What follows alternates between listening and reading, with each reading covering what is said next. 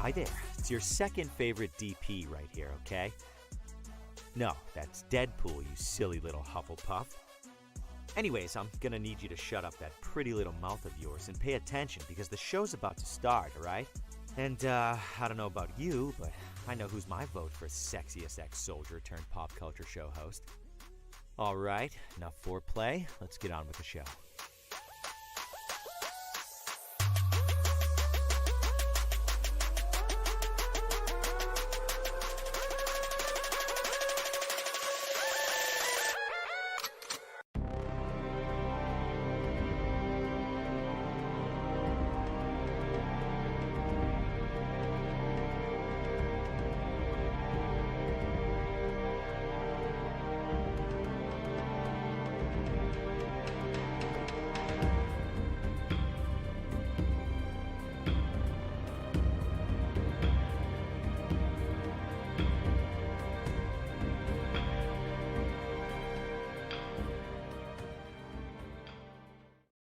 Broadcasting live from the basement of the Pentagon. This is WTF Nation Radio.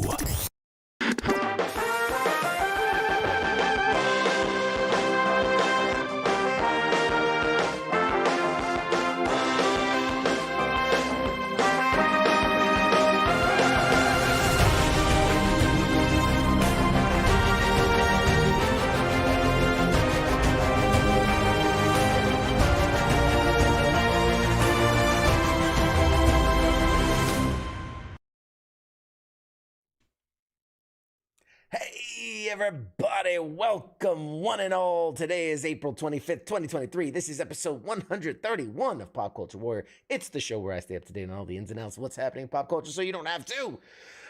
I am CQ. I'm your Pop Culture Warrior. And joining me tonight's man in the bubble. You might remember him from last week. He's the Marine with the mouth. Everybody give it up for Mr. Mad Mike. Yeah. What's up, buddy? Ooh, what's up? Take a breath. You got to breathe in when you do that. You almost passed out there. I give this super hyped up intro. Yeah, Mad Mike. Hey. Hey. What's going on? I love it. Never change. Never change. Welcome, everybody. So many people out there tonight. Wow, there's a lot of you. Captain Wayne, what's up, man? We got Joshua Logan in the house. Appreciate you for joining in. Who else we got? Captain Wayne. Pete, what's going on? Angry Elf in the house, always hanging out with us. Appreciate you, man. Heath, I said Heath, yeah. Pookie, oh, what's up, Pookie? Chilling with the homies. If you're watching, say hi. Say hi in the chats. That way we can see you. We can interact with you. I can say hello back. I'd love to hear your thoughts on all the things we discuss. This is an interactive show. I need you. This guy here. He's not going to do much for me. All right. So no. I need you there at home to fill in the gap where this guy's slacking. All right. You get what you get and you don't get upset. Okay. And you like it. You get what you get and you like it. Later on tonight on the show, we have a phenomenal guest joining us today. He is an incredible actor, Berto Colon. Look at you. Working on it. Yes. Nailing it. Berto Colon. He's originally from Puerto Rico, grew up in New York. Great actor. His biggest breakouts, he was in Orange is the New Black. He's just finishing his run on Power Book 2 Ghosts, which if you watch the show, you get why I'm giggling when I say he's finishing up, because he was like... So spoilers. Spoilers. If you listen to the most recent episode, he's kind of not filming that anymore. But a little birdie told me it's not even announced. I'm hoping he's not watching it because I'm gonna try to squeeze it out of him. Hasn't been announced publicly, but I've got an inside guy who says he's already been cast and already filming scenes on the new Penguin show for Max, HBOmax's rebranded Max network, whatever. Nice. So we'll see if we can get a little juice out of him. As you can tell, I am wearing another one of our fabulous new merchandise shirts that you can only find at pcwgear.com, pcwgear.com. This, again, Fancy. this was designed by one of our very own fans. This was, well, not really designed. It was an idea by one of our fans, designed by me. They said, we need the shield. We need the CQ inside the shield. That needs to be a shirt. And so you asked for it. I designed Made it. it happen. It's now available for sale. Well, I'll give you a design for one, but Yeah. I'll tell you about it later. I don't. There are. Was it standards and practices that we can't. Yeah. Anyway, Scott wants to know: do you got them in bro tanks? I can probably cut a couple slits. Cut the sleeves off. Cut the sleeves off. You got Just yourself. rip them out. It's like the opposite of like Ranger panties. The little short shorts. You get the little bro tanks. Is your mullet going? He says, I'll win one eventually. Yeah, we're going to be doing a giveaway, man. Honest to God, we were supposed to, long story short, we were supposed to be doing a giveaway tonight. I had no guest announced. I had no guest scheduled. Out of the blue, I get a message from Monique Gabriela Kernan, who was a guest in the past, amazing actress, and huge, fabulous actress, one of the greatest of all time. And she says, I have a coworker. that I think would be great for the show. I think you guys would get along. I'd love to get you guys in touch. I get an email. We go back and forth for email. I want to say he has the record for like the fastest from initial contact to being on the show. This guy holds like the record. It's now like 6 days. I'll do it in 3 hours. like it's crazy because like we talk. Real celebrities, not famous chins. But literally like we emailed back and forth. I was like, hey man, nice to meet you. He's like, hey, let me get my person and we'll get it scheduled. I was like, cool. Thinking 3, 4, 5, 6 weeks down the road, we'll get it scheduled. They come back, they're like, hey, you got anybody on Tuesday? And I was like, no. They're like, let's do it. Cool. Here we are. So that'll be fun. I'm excited. He's got a really cool story, and I'm excited to share that with you guys tonight. And that didn't give him enough time to watch the show beforehand to back out. That didn't give him enough time to back out. That's the trick. Get them in right away before they watch one. You are so right. That's the trick. Get them before they can actually do their research and realize, oh, fuck, we don't want to be on this show. We don't want to be on I this go on this show. His co-host doesn't even want to be there. Why would we want to be there? Fair. That's fair. That's fair point. Okay. Lots to discuss. Angry Elf says, well, you can do a giveaway right now. No, I cannot. Got news to talk about. Gotta be special. It's gotta be special. Don't just give it away. It's not the streets. We're not on the corner. I'll know when the moment's right. Okay, there's gonna be candles. Gotta romance him. Yeah, you gotta have flower petals. When the moment's right, I'll give it up. I swear. I'm ready. Don't even have the proper lighting in the background. Jesus. Okay, so first up. Warner Brothers, WB, recently had kind of like a shareholders meeting / like influencer party where they teased some things that were coming out. So there was a lot of like they're doing like the Meg, the shark movie, not based Another on one? Meg from the Family Guy. Yeah, they're doing another one. There was a couple other things they had announced. They showed another trailer for the Spider-Man Across the Spider-Verse. So there's a bunch of things that they showed. One of the things that they showed, which surprised a lot of people, was they showed the first ever trailer for Kraven the Hunter. Now, obviously, this trailer will not see the light of day. We've seen this time and time again where they'll internally, like at a Comic-Con or something like that, they'll show like a preview trailer. And then whatever they release months later might have bits of it, but it's not exactly the way it was. So That's cool. First thing they said is like, this is the like unofficial trailer for it. They also said the official trailer won't come out till the summertime sometime. So expect June, July, we might get the first official trailer for Kraven the Hunter. But I have a synopsis if you want to hear this. If you want to hear what they're saying. I have a choice. No, you don't. Okay. Are you the host or are you the co-host? Don't ask me a question if you don't want me to answer. That was a rhetorical question. Rhetorical question. Thank you. That was a rhetorical question. Scott says, imagine actors suggesting coming on here to their coworkers as pranks. That's exactly what happens. They're like, if I had to suffer through that, you will too. You should totally do a show. That's how we pitch it. Like exactly. giggling and like, come on. Come on, be on the show. They're gonna come on the show. Oh my god. Okay, so in the footage that was shown, it opens with armed mercenaries having a standoff with Craven. He's wearing a sleeveless brown leather vest. Ooh, and nothing else. That's hot. I wouldn't fight him either. No, I would. Oh man. You can't. So the mercenary was like, you can't count for shit. There's 6 of us and only one of you.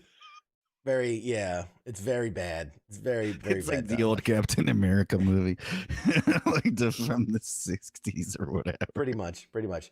So Craven says, there's 6 of you now. Really intimidating. He stands his ground. The lead mercenary orders his men to run this fucker over. I don't know why I was going to bleep myself. It's bleeped in the thing, so I'm like bleeping myself now. So run this fucker over. Damn it. We know he reads whatever we put on the teleprompter. I read the censor. I read the bleep, and I'm like...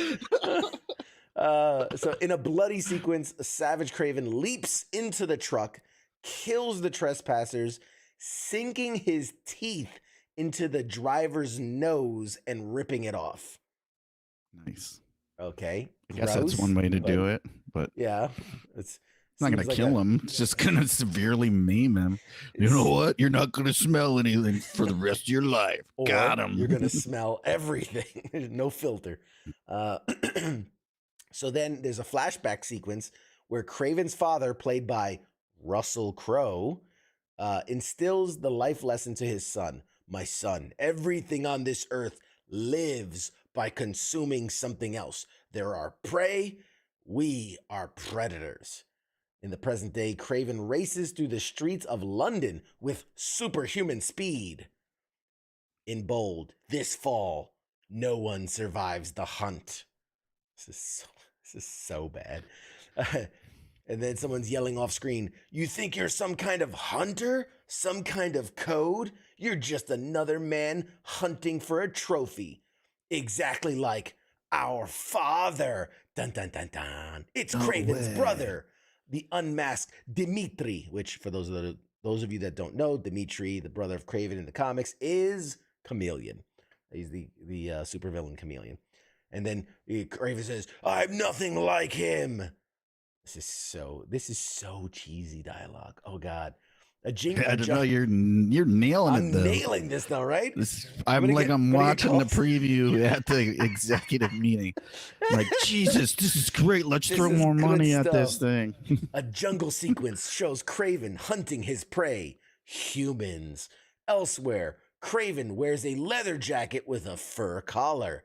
He guns down a man with a crossbow, pinning him to the wall. Calypso calls Craven a goddamn lunatic. Craven smirks. You're just figuring that out now? And here's the greatest. So this is the final. This is the finale. This is it. You ready for this? This one's going to blow you away. I don't know if I can handle this one. Buckle your pants. There you go. Someone says off screen, a mystery person, there is an animal in each one of us. Don't you want to know why they call me the Rhino? And this human arm transforms into the protective skin of a rhinoceros. We hear an animalistic roar. And that ends the trailer with releasing online and in theaters this summer. Yeah. Jesus Christ. That's so we had in Amazing Spider-Man 2, we had a rhino that was a robot suit Yeah, and Paul, now we what's have an Paul Giamatti. Yeah, Paul Giamatti. And now we have an actual human who can apparently transform into a rhino. Like it's a goddamn mutant power. So we are 2 for 2 on them not knowing what the fuck the rhino is as a character. So yeah. Just give it back. Just give it back to Marvel and they will make it right. You don't deserve it. You've lost all your privileges. You're fired. Give it back. Joe in the chat says, "Wow, this sounds like an interesting sequel to Morbius." I never watched that one. I watched the preview and that was bad enough for me. Oh God. Jared Leto.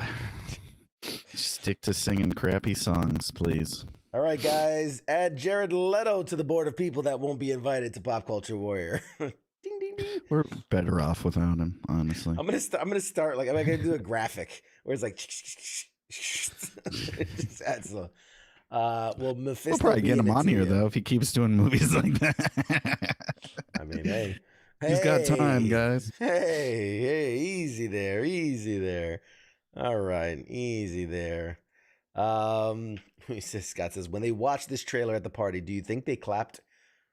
I think there were a lot of forced people to clap. Like, they're pumping, clapping into the. You hear like, wow, and everybody's just sitting there like, who's clapping at this? Yeah, nobody hears the movie. It's just a pump in the like it's a game show. They are one of the sitcoms. They pump in the audience applause. It's like a shareholders meeting, though. It's like they're all making money off this crap. They love it. Yeah. Well, this is great. We have no taste. I don't know what this is about, but this seems cool. Comic books equal money, right? I've heard of that character before. I've seen my kid he said Craven something or other. That's about right. The rhino transforms into an actual rhino, right? That's how that works. I like how they're so focused on the outfits. It's like 3 times they described what he was wearing. It's like, yeah, that's how you know where they're going. But does it look good? Does he have the outfit from the cover of that one issue that you showed me when you were pitching it? Exactly. When you think of superhero movies, you think specifically about what the actors are wearing. Like that's the first thing that comes to mind, right? Ooh, the costume is good. I don't care what the dialogue is. Yeah, that's some good costuming. Anyway.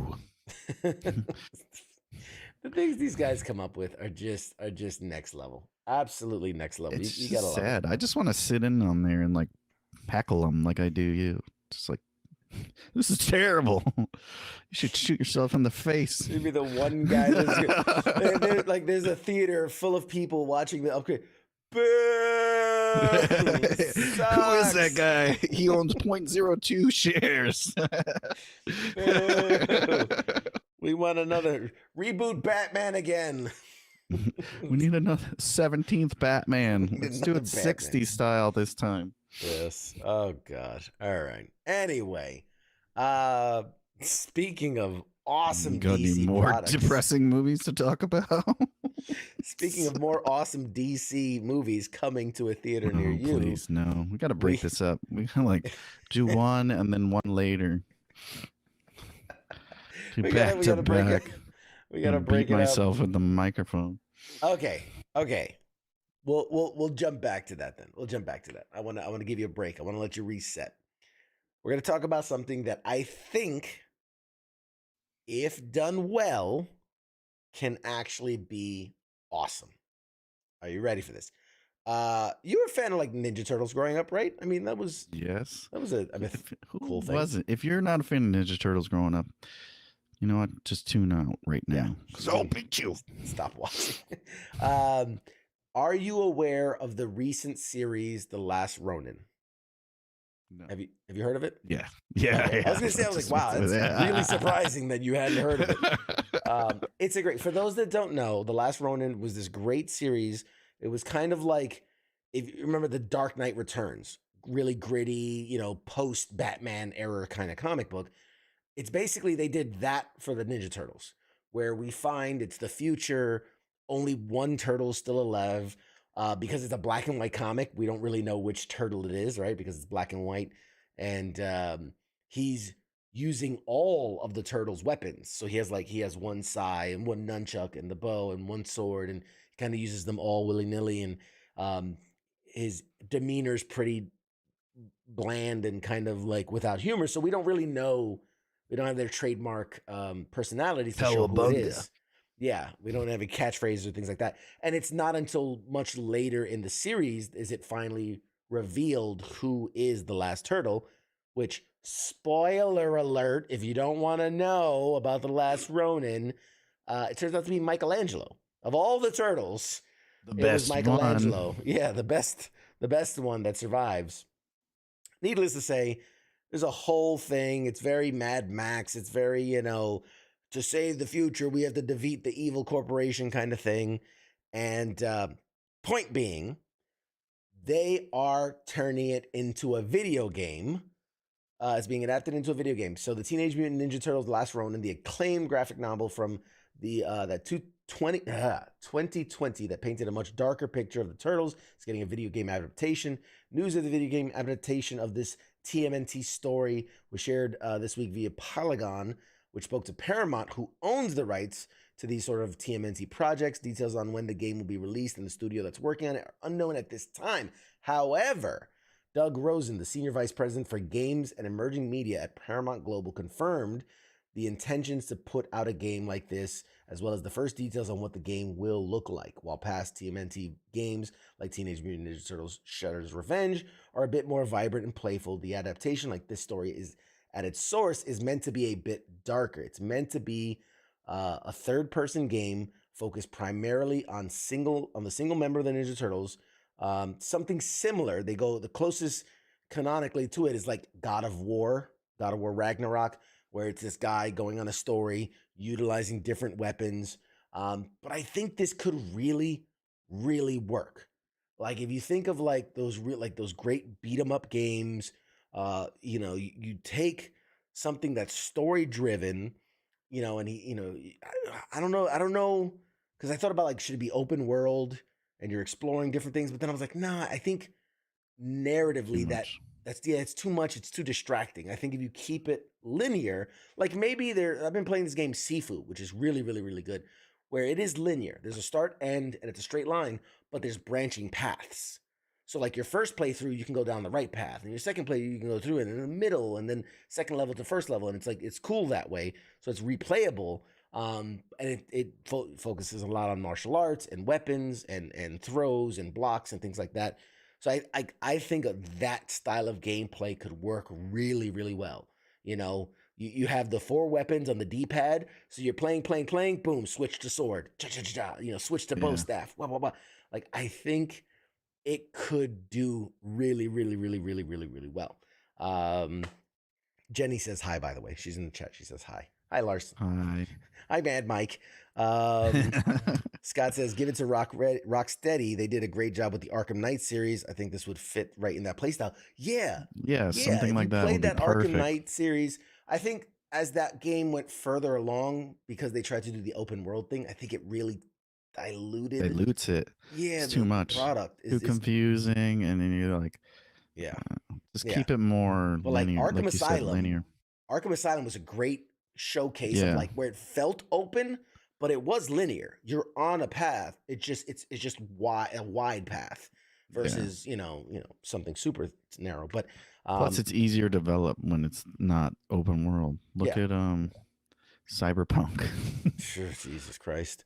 Well, there's that, and then there's also like narratively from a story point. It's like when you have an open world, you have to do fetch quest, and you have to collect 10 feathers and climb to the top of 10 towers, and it's like it becomes a drag, and you don't want that one-off game. Yeah, that's too much for a one-off. Yeah.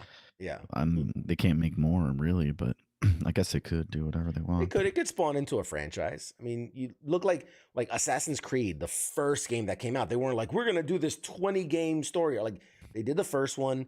It was a bit ambitious. It was but they tightened it up and they found the things they liked, and then they kept going with it. Batman Arkham, like the Arkham Asylum. It was never meant to be a trilogy, but the first one killed it, and they're like, all right, well, next time we'll make it bigger. Do that. And I think it would work. What studios are going to make the game? Pete asks. They haven't announced it yet. They haven't announced which studio is working on it, which concerns me a little bit. because usually you're very excited to announce what studio is going to work on your project, right? Like we can't say when it's coming out, we can't say what it's going to look like, we can't say but we want you to know Ubisoft is making it, and like oh shit, Ubisoft, like they make good games, like whatever it is.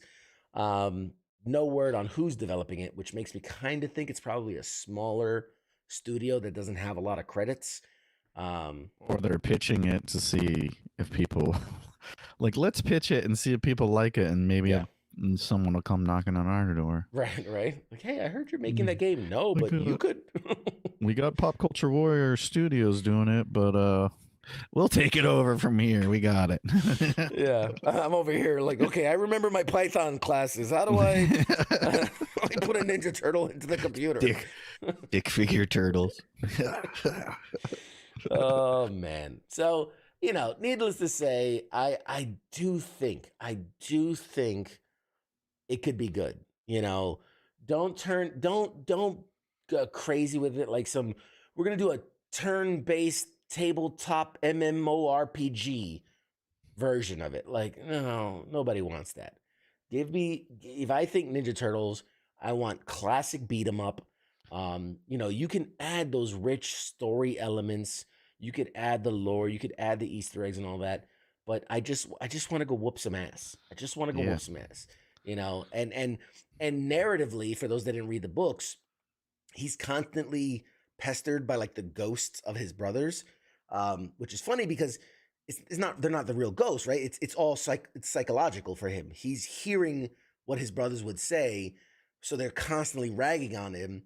Oh, you didn't do this right, and you're gonna kill this person's gonna die because of you, and it's all his own mentality. But I think from a gameplay mechanic, that would be really cool, like dealing with the psychosis, right? Like he's trying to focus on the mission, and like again, to reference Batman Arkham, when you had those scenes where Joker was pestering Batman because he was inside his head, and he would pop up at random places and be talking shit while other characters were talking, like that would be perfect for a game like this. You know what I mean? Where the brothers are like, I can't believe they're doing this, and I can't believe they're saying it. And like, oh man, you fucked up on that last boss. Like they can just heckle him to shit, while he's playing. That's what they should do. Like make fun of how you beat him. Like, oh, you barely won. You suck. Yeah. That'd be awesome. Yep, exactly. Keith Miller says, you all see this crazy police cam FPS game underdeveloped. Still hard to believe it's not real footage. Yeah, man, it's making the rounds. There's this like, it looks like real footage, like someone walking through a warehouse and shooting and it's all like, I think it's like Unreal Engine 5 and a bunch of like top end tech. My problem with that is I got like nauseous watching the playthrough. Because it's like, whips from side to side and then looks down and like jumps over the thing. And it's like those parkour videos. You ever watch them where they like strap a GoPro to their chest and they're like running across building tops and things? And you watch and you're like, oh God, I don't like this. It kind of reminded me of that. But that's the future, man. The future tech, the future stuff is going to look super, super real. Like it's crazy. You know what it reminds me of? Remember when you were a kid and you saw like Tomb Raider? You're like, wow, the graphics on this are crazy. And it's just good. Like triangle polygons. The dinosaur is like a square with a rectangle and then a triangle on top. You're like, dude, I thought it was really in the room with me. Oh my God. Yeah. It scared the hell out of me. Then you go back and you're like, wow, you had to replay that. We have Vaseline in our eyes. Like I can't even make out what that is. Yes. Scott. Yeah, see exactly what Scott said. I like the graphics of it. I didn't like how the movement through the environment. Yeah, it made me feel uncomfortable. But yeah, Keith, good point. Maybe if you're controlling the movement, that might give you less of that nausea because you're you're swinging. It's like my wife will be like, I'll be playing Call of Duty and she'll come in. She's like, oh my God, I get dizzy watching you play because I'm constantly like, moving around, looking for snipers, constantly looking at the glints, goddamn glints everywhere I go. Little twitchy. Let's see. $10 says if it'll be tribute games since they did Shredder's Revenge, which was an awesome game. Yeah, I don't think it will be. I think they're going for a very different stylistic choice. And usually developers, like if a developer makes one game, they're not going to make the same named game, but with a different style. They'll usually go to a different house to do that. It's just like what was it when those guys left Halo and went and made Anthem, right? Like stylistically, you could tell it was from the same people who made Halo. Very similar. You see that happen a lot in games where like one group will leave a company, go make another company. It's like damn near clone stamp because that's what they know how to make. So stylistically, I don't think it'll be very similar to Shredder's Revenge, which was a fun game. It was a fun game. If you played it, it was good. All right. We beat that horse to death. So now, ladies and gentlemen, I want to bring to you the first trailer for the upcoming DC property. So sorry. It's the upcoming trailer for Blue Beetle. So sit back, relax, and enjoy the trailer. All right, we're back. Well, Blue Beetle. So, I'm curious. What are you in the chats? What are your thoughts? I already see Heath says Iron Man ripoff. Yep. It's DC's deal. That's what they do. Just like, Wonder Captain Wonder Woman. Captain. It worked over there. Let's do it again. What else can we steal that's similar? Use the same exact formula. It's like, here's the thing. I think it's silly, because you're like, well, superheroes have all done, like, if you look at all comic books, right, they all have similar lift up a car and do these different things. So, like, you can say that a lot of superheroes do a lot of the other stuff that superheroes do. But thematically, cinematically, when you're looking at movies, and especially trailers, I think it was a poor decision. Like, have that stuff in the movie, right? Because I think when you're looking at a 2-hour movie, you're not really going to pick those parts out as like, well, I've seen that. But when you're talking about a trailer, and I do it. When you're talking about a trailer, don't pick out this guy flies into space and falls down. Okay, seen it in Iron Man. Icing. He didn't, got to coat it your suit. You didn't plate it red. That was the problem. Didn't hot rod red. The cutting a bus in half we've seen in Doctor Strange. What was the other ones? The family, silly Spanish family character. It's kind of like Luis from Ant-Man, right? It's just like a group of them. Family. Now. We're all about the family. It's all about the family. We didn't see George Lopez with the mullet, which I honestly didn't care to see, but whatever. Yeah, I don't know why the choice of a 7-foot goatee. That's a strange choice, but it's a choice. What else? Looks like the Chinese guy from Big Trouble in Little China. It does kind of. It does. He's the young version of that guy. It's coming up next. Big Trouble in Little China too. Keith says George Lopez. The music wasn't even all that great. Yep, agreed. Right on. That's not what sells me on a movie. Yep, soundtrack's terrible. Not watching that one. Oh man. I remember that's what DC does. DC actually talks up for quarters. The thing too, they have like an ancient Egyptian heirloom, and the lady hands it to him in a like lunchbox with a Happy Meal. Yeah, it was like a Here, Happy take Meal this box. Happy Meal. If you look closely when they open it, it's the scarab on like a side of fries. Like it's literally sitting on a side of fries. This, no one will ever suspect this. It's just a cheeseburger with fries on it. Yeah. I mean, and in the day and age of like high security, like so there was no cameras. There were no cameras that saw her taking it out of the security high-tech lab. They have all this kid. technology to come hunt this guy down, but she sneaks it out in her lunch. And then that was the other ripoff moment. They easily pulled the fake out from Shang-Chi, right? Where the opening scene is like he takes the Asian guy, walks out of the Corvette, and you're like, oh shit. And then he hands it to the valet, and then, oh, that's our main character. Same thing, right? Yeah. We show the main character. He looks all suave. Oh, nope, he's just the cleaning guy. Like, come on, man. You know, always a little kid who's sarcastic too, just like you know, Shazam. All. I'll pass. I'm not gonna watch it. You'll watch it because you watch all the crap, but I won't. I'll wait till it's free. Oh man, but you can do so much with the outcome. Yeah, you know, it's I don't know. I have this thing, and I've said this for a long time.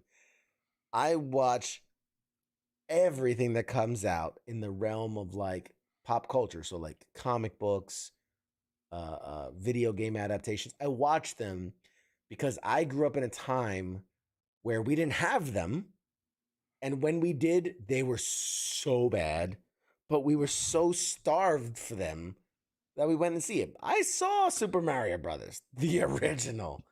I saw it a bunch of times. You know, and then you know, I remember watching Mortal Kombat in theaters. I remember watching Blade, Street Fighter. Oh goodness, which now they're like cult classics with how campy and awesome they were, but. They were Blade was like the best. Blade was the first one. Well, we had Batman. We had Batman, which was really good. Batman was and decent. then we had years of crap. Yeah. After Batman 2. Even the Superman movies, they were a bit campy and they were a bit lighthearted, but like they were true to the character, at least. That's how it was. And they did a good job. Yeah. I mean, it was good enough. I mean, for the 70s. Exactly. So, but yeah, so I don't know.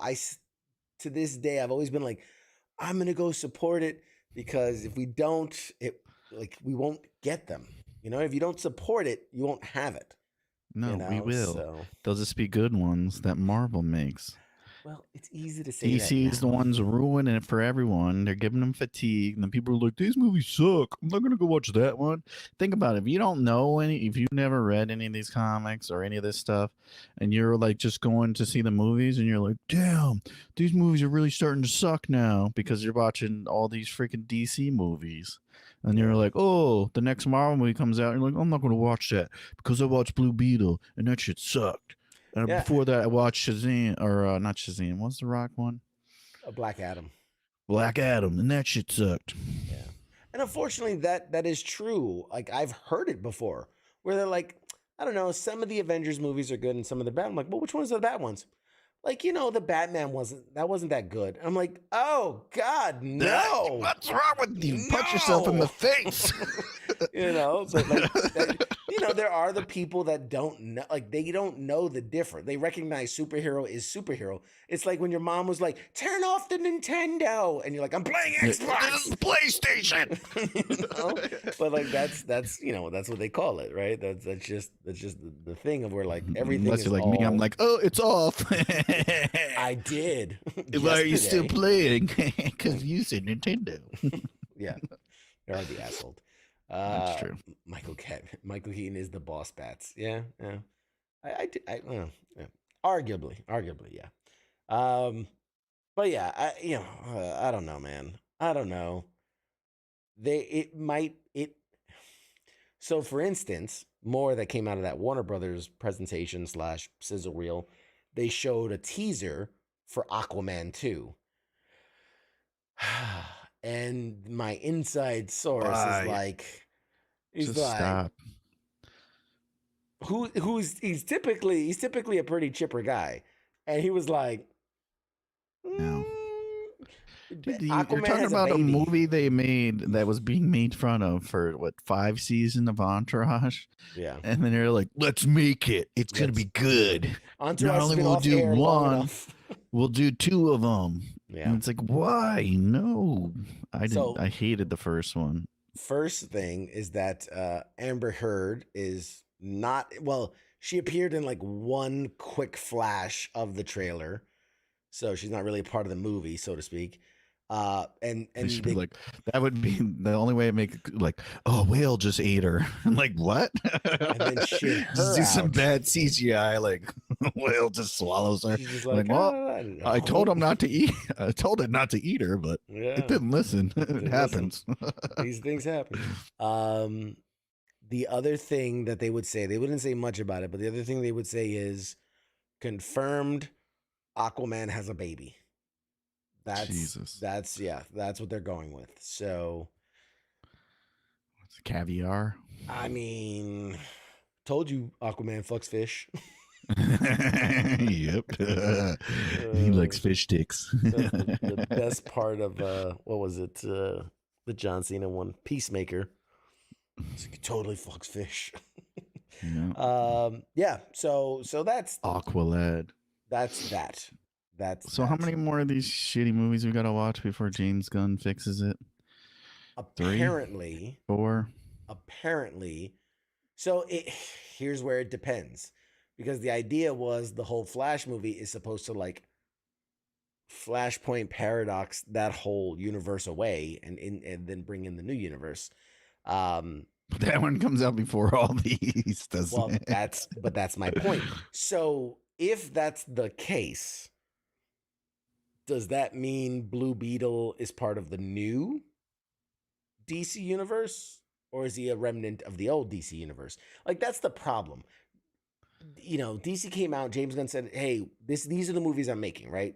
The Batman movie, the Superman movie, the Swamp Thing movie, like, these are the things I'm making. But they haven't been clear on, like, everything okay, else. this is when it starts, right? This is the thing. Because here's my thing. They can't.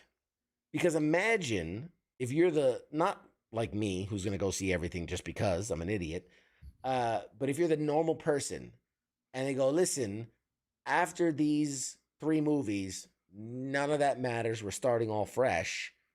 People aren't going to go see the movies.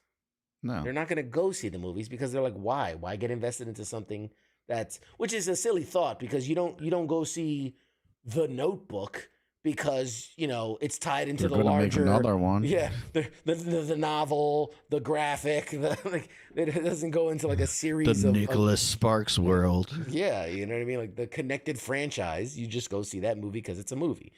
But needless to say, you know, there are a lot of people that are like, well, why get invested into these characters in this larger narrative when it's not going to matter and they're not going to be around? And so I don't know, man. It's also confusing because then you got people like that don't know what's going on, and then they're like watching whatever James Gunn Batman. They're like, why isn't the Aqua guy here?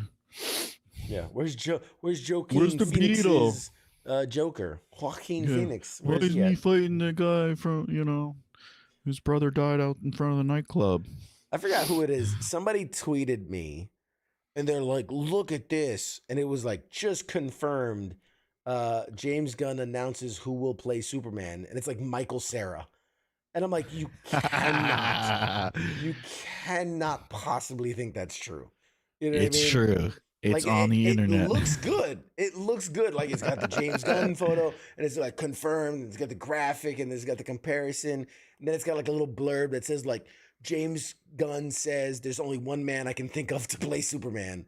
And I'm like, dude, you cannot believe that. You cannot. There's no way. He could be playing teenage Superman, maybe. I don't know. He's like 40 now, but like, I would believe that before I'd believe he's playing Superman. I'm sorry. Send him the link. His Amazon password got hacked. Basically. Click this link and log back in, please. Dude, it's so bad. I thought about it, man. I thought about it. I'm like, what a move. What a move that would be. What a power move. Hey, if he can make that work, then just, the guy should be making everything. Right? He's like, you know. But here's the thing. We laugh at that. We do. And he's over here like, challenge accepted. I got this. CQ and Mad Mike, I got this. Bet. Solo dolo. But no, think about back before The Dark Knight when they announced Heath Ledger as Joker. And everybody's like, the romantic comedy guy? 10 Things I Hate About You? The guy from the Night movie? Yeah, that's what I was like, Tale? the guy from the Night movie? Like, people were like, there's no way. There's no way. Like, this is a joke. And then he was maybe the best version of the Joker we've ever seen, you know, in film or TV. So, I mean, who knows? I I think that'd be a weird choice. I think that'd be a very weird choice, but these things happen. These things happen. So anyway, I do want to show a quick peek. One more trailer. We're gonna show one more trailer just because it came out, and this is a toss back to one of our previous guests on the show, the personal stunt double for Chris Hemsworth himself, Bobby Howland Hanton. When he had came on the show, we were talking privately, and he's like, "Yeah, man, I just got back from filming Extraction 2," and he's like, "It's insane." He's like, "The movie is and this guy who's worked on like all the Bond movies and a bunch of stuff. So he's done all the Avengers movies and all that stuff. So he's like, yeah, this was the craziest thing I've ever done as a stunt double, and I think it's one of the craziest movies I've ever been a part of." So shout out to Bobby Howland Hanton. Let's do, if I can remember where the hell I put it. We're going to show you the trailer for Extraction 2. Let's check it out. Hey. Move.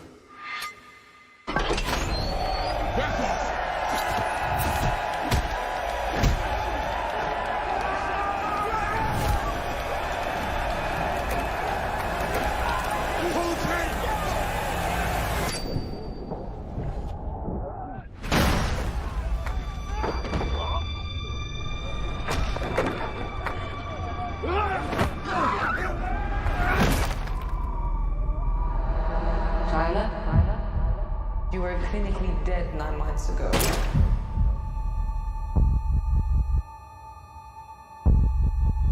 But you fought your way back.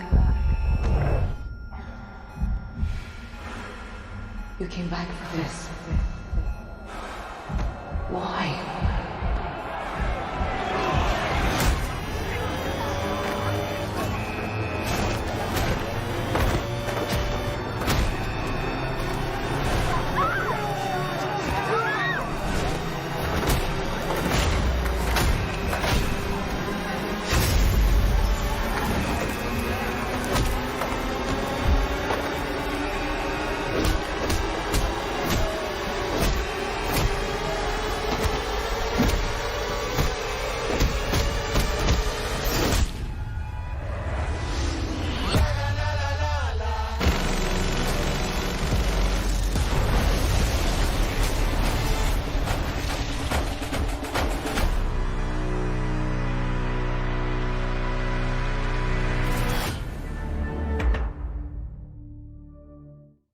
So that was Extraction 2, coming to Netflix on June 16th. Let us know what you think. Mike, you saw the trailer. Thoughts? I didn't watch the first one, so looks So like lost. he's just punching a guy in the middle of a courtyard for 2 minutes straight. Since you didn't, I'll fill you in on the first one. It's about a dentist, a deranged dentist who has to extract people's teeth. So he's pulling, So he's knocking their teeth out. Beats these. It's people hard to this. get someone's teeth out. Yes. We had to do that to an Iraqi before. Let's not talk about war We didn't crimes. punch him in the Well, face like that 100 times, though. Pair of pliers, but let's leave the war crimes to ourselves. Let's keep the inside thoughts, not outside. anyways, that's what must be like third world dental. Let's just punch it out. Yep. Yeah. Not and punch out. Exactly. Scott Rose says Witcher season 3 trailer also dropped pretty recently too. Yeah, I might have that one up. I don't want to do a lot of trailers today, but I'll do that one next one. Dudes is just out of he said that's a really messed up way to react to dudes at a peaceful protest. Yeah, right. Dude, we just want softer toilet paper in the bathroom. It's like, you use one ply, it clogs up, otherwise it clogs up the septic tank, you dicks. Bam! Right Told in the you. jugular. Courtesy floss. God, I've lost the thread for tonight. But yeah, no, I mean, from an action standpoint, it looks ridiculous.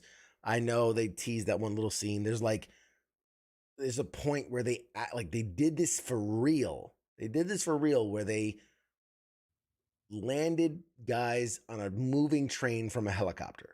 Like they zip in on the helicopter, drop dudes off. It's a moving train.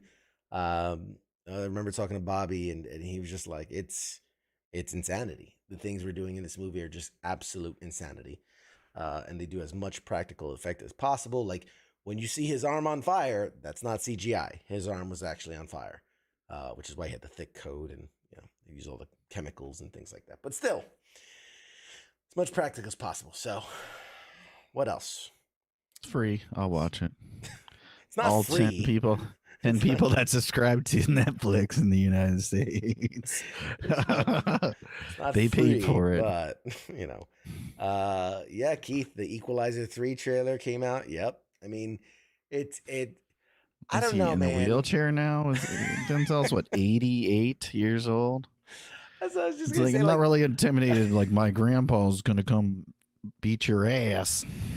It's one of those things where, like, but here's the thing. He was old in the second one. The first one, it's like, he's borderline. Second one, I'm just like, this guy's way too old, dude. Yeah. Like, no. The second one felt like don't get me wrong, I liked it. I enjoyed it. And the first one felt really good.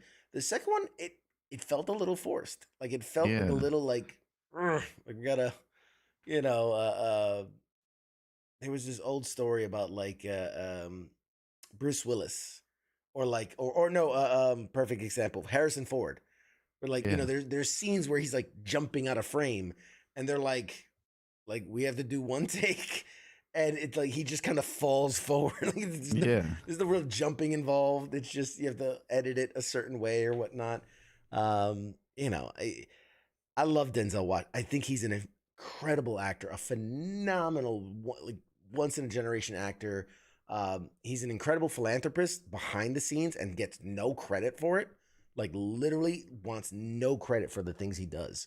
As he says, like then it's just for publicity. If I do it and get publicity, then it's just for publicity. So I've talked about he's stories. Great and all, but still it's like like watching Harrison Ford in the same role. It's like Indiana Jones 8, they're trying to force like the John Wick formula, but it's like even Keanu's a little old to be doing that shit. It's getting I say even watching Keanu in this last one, like it gets like I'm tired for him. Like I feel I watched that and I'm just like, ugh, I'm tired. I just want to go take a nap. Like we're a lot younger than he is. Yeah, a lot younger. It's like just, no, just stop. Like we're not gonna watch like Lawrence Fishburne do the. It's like the same, Forrest Whitaker out there. I'm gonna mess you up. No, you guys are old. Just go play chess in the park and call it a day. Like again, not knocking anybody, but when they announced the Equalizer TV show and it was Queen Latifah, and I was just like, that's a stretch. You guys went way out there. Like, did you watch the movie? Did you guys even watch the movie? They really went for it. Now, from what I heard, again, I didn't see it, but from what I heard, the show is not that bad. But when you think of Equalizer, I don't know, Queen Latifah. Who really would do good in this one? Queen Latifah. It's like nobody ever said that about anything she's done. Action star? Like powerhouse, dynamic action star, you think Queen Latifah? Yeah, like Jimmy Fallon barely survived doing a movie with her. He has to do live TV now at nighttime because of that. Because it ruined his career. No, like because if you had to say, Zoe Saldana, like I could see her as an Equalizer, or whoever, the chick that plays Karen Gillan, who plays Nebula. Gonna be like Extraction 3 with CQ. Like, no. First of all, Thor 5 CQ. CQ. When Anthony Mackie hangs up the Captain America suit, I'm your guy. You're the TV. You're gonna be on the Warner Brothers. What's their TV channel? The Flash is on it. The WB. CW Captain America starring CQ. Oh man. You want to hear something crazy? I just learned this. And it's the wildest thing. But Disney, there's a long train of thought here. Disney owns Batman for TV. Crazy. Long chain of events that happened, but like back when the Adam West Batman series came out, WB had sold the TV rights to Batman. That's how they did it. When that show went off air, it got sold and bought by another company. And at no point did it ever go back to WB. And through some type of acquisition, eventually it ended up at like Fox. And then now that Disney bought out Fox and all of its properties, Disney owns the TV rights to Batman. Which is crazy when you think about it, right? Like, imagine if they're like, Disney in association with Marvel presents Batman. That's crazy. And specifically live action Batman. That doesn't count for animated Batman, but live action Batman. This is why when you get a show like Gotham, they can never use Batman, the term Batman. They can never use the Batman costume or any of those. Like they always have to like, God, that's vague, awesome. Yeah, they also have to do vague references to the Batman. I did not mythos. know that. That'd be epic. They should do it. Disney Plus presents Batman. And exactly. And they said like it's a real power move, and like they're never going to give the rights back to WB, right? Obviously, they're not going to let them make money, but at the same time, they're just going to shelve it and not utilize it. But man, I watched this guy kind of break down like all the steps that led to it, and I'm like, that's insane. That is crazy to me. Like that's the world we live in. You're never going to get a Batman TV show. And that's why they said when you see things like the Green Arrow, like why in Smallville was the Green Arrow kind of like this Bruce Wayne Batman character, right? Why in Arrow, like why not just make a Batman show? Why make Arrow, which is he was basically Batman? And the whole reason was because they don't own the rights to the Batman live action TV licensing. So they can't do it. They legally can't do it. That's why you never saw, like they could do Superman, Green Lantern, Arrow. They could do all these characters and all these TV universes. But the one guy you'll never see is Batman. And the only caveat to that was when they did like the Batwoman series, like you had an appearance by Bruce Wayne, but he was never really Batman. You know what I mean? So those things. Yeah. But with that, guys, we have reached the top of the hour. We're going to toss to a short break. When we come back, we have our phenomenal guest joining us tonight. I'm so excited. You guys are going to love this. So keep watching. Mad Mike, thanks for co-piloting here in the first hour. Really appreciate you, brother. With that, we will see you guys with more right after this. Shots.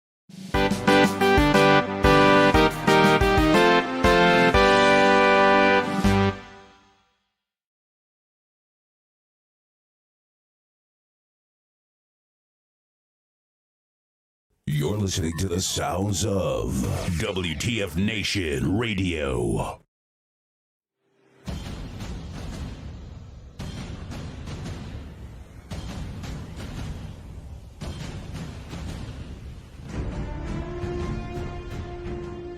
Hey, you there? Yeah, it is right, you. Let me ask you something, alright? Where the hell do you think that you're going? Oh, would you think because the show's going to commercial that means you get to just walk away? Well, CQ asked me to pass on the little message, alright? And it says, I'll be back.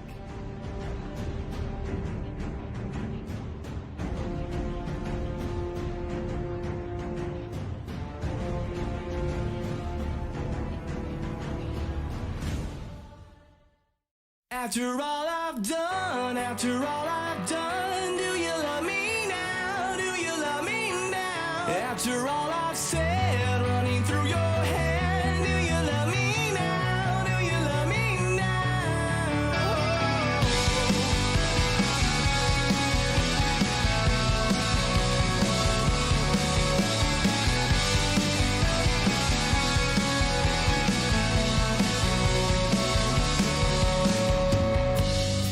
And if I told you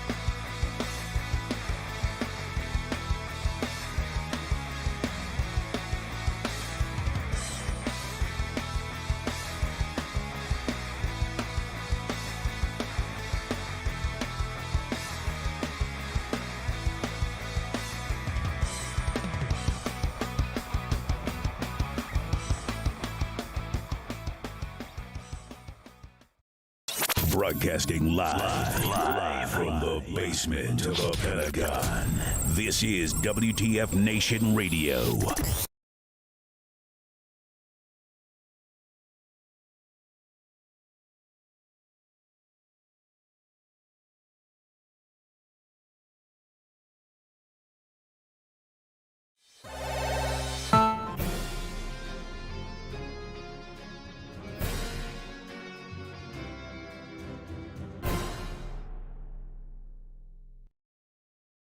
Hey, everybody. Welcome back. Welcome back. This is Pop Culture Warrior. I am, of course, CQ. Oh, man, we got a good one for you tonight. This is going to be a good one. This is going to be one for the record books. I promise you. My guest tonight is a powerful actor who his star is on the rise. I guarantee it. You're going to know him. You're going to love him. You've seen him in a number of shows and films. Most notably, he was Cesar in Orange is the New Black and Lorenzo in Power Book 2 Ghosts. R.I.P. I don't want to waste any more time on this intro, so without further ado, everybody give a huge hand. Here comes actor Berto Colon, man. Hey. Michael, what's up, buddy? How are you? Thanks for having me. I'm good, man. I am pumped. We were just chit-chatting, man. I'm I pumped feel as it. well. This is great. Awesome. I feel this energy, man. This energy. I don't know why, man. I'm supercharged, brother. I like it. Like I had a triple shot of espresso, man. I'm good to go. Yeah, we don't need any more after this interview. We're gonna be good for it. I may not be able to fall asleep now. That's right. That's my point, man. We get it hyped. So first off, we got to give a huge thanks, huge shout out to a mutual friend of ours, Monique, man. She was on the show a couple months ago at this point. I was chatting with her online and she's, listen, I know this guy. He's awesome. I know you guys will hit it off. You'll love it. And I was like, hey, man, connect us. And I've got to say that the second point is I think you break the record for how fast from initial contact to you appearing on the show. Because like we touched base it was 6 days ago. And you're like, yeah, man, I want to do it. Let's go. And now you're here. So and now we're here. Yeah, man, cool, man. Cool. I mean, it works. It's like, when you trust a friend to introduce you to a good friend, that's kind of like how the relationships and how things happen. You don't always, first impressions are important, but you trust the judgment of a friend, especially a good friend. And so when, like minds, when like minds meet, it's that's the way it's supposed to go. It's supposed to just flow. It's kismet. It's destiny. It's in the cards, man. I love it. Serendipity, whatever you want to call it. That's right. Good, man. That's right. I love it. Awesome. So right out the gate, same question I ask everybody that comes on the show. What is your military connection? So my military connection. It's not personal because obviously I have never served. I was actually DQ'd right out of high school. I had a knee injury that kind of put me out. My path was sort of different. I had interest, like a lot of young men at that time.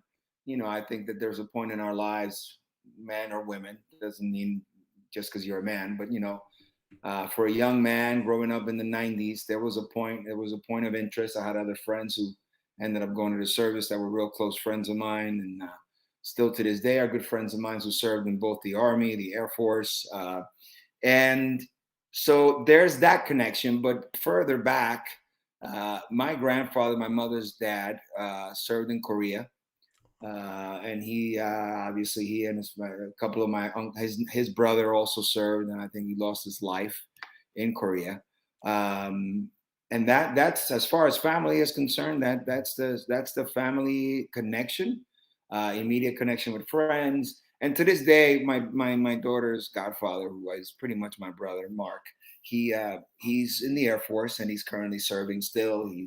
He's real big influence in my life. Was one of my first friends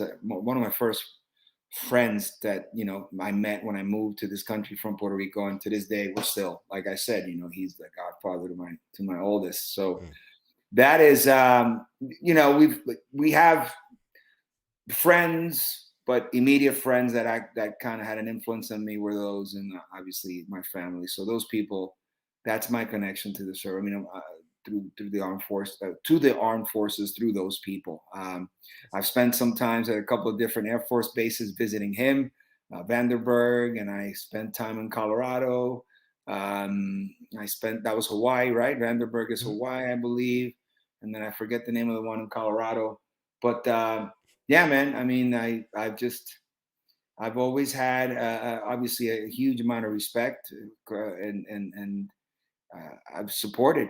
I just support, and I think it's so important. I mean, the whole idea of who we are as a country is kind of based, and we owe gratitude to the people that have kind of laid it all on the line to create this country. So obviously, for that reason, and many more, I have a great affinity and great respect for what you guys do. Oh, we appreciate it. Well, thank your family and your friends for their service. We thank them. Of course. Everybody does their part, and we appreciate it. Even if Indeed. they were in the Air Force, whatever. Army guy, you gotta give him shit. Yeah. Little inter Yeah, branch rivalry. they give them you guys fly them around. That's right. That's my taxi driver right there. Those guys, those are your, I should say the other way around. They fly you guys around. That's right. Yeah. So given that this is a pop culture show, we talk about everything from movies, TV, comic books, video games, everything on the board. What do you personally geek out about, right? I mean, it could even be music, fitness, cooking, whatever, but like, what's the thing that you just absolutely geek out over? Well, I mean, I'm a bit of a fitness buff. I still CrossFit quite a bit. I'm about to turn half a century old in about another 2-3 weeks, and I take a lot of pride in the idea that most people don't know that, because I just simply don't look that age. I don't know what. Not that I think that there's a definitive look for that age, but you know what I mean. Like, I mean, You look good. I'm not going to let the old man in. And one of the ways that I do that is that I stay fit. I try to challenge myself as much as possible. So I'm a big geek about that. I love CrossFitting. It's become not only a physical health necessity for me, but also mental. It's a great outlet for me. It's always been. I've always been very active. I played football in college. I've always been very active. I've always gone to the gym. I've been going to the gym and doing exercises since I was pretty much either 9 or 10. I was a swimmer first, baseball, volleyball, and basketball, big basketball, and then football. So always had some type of training in my life. Always needed it, to be quite honest. And I feel like I've grown up through movies. My father, we were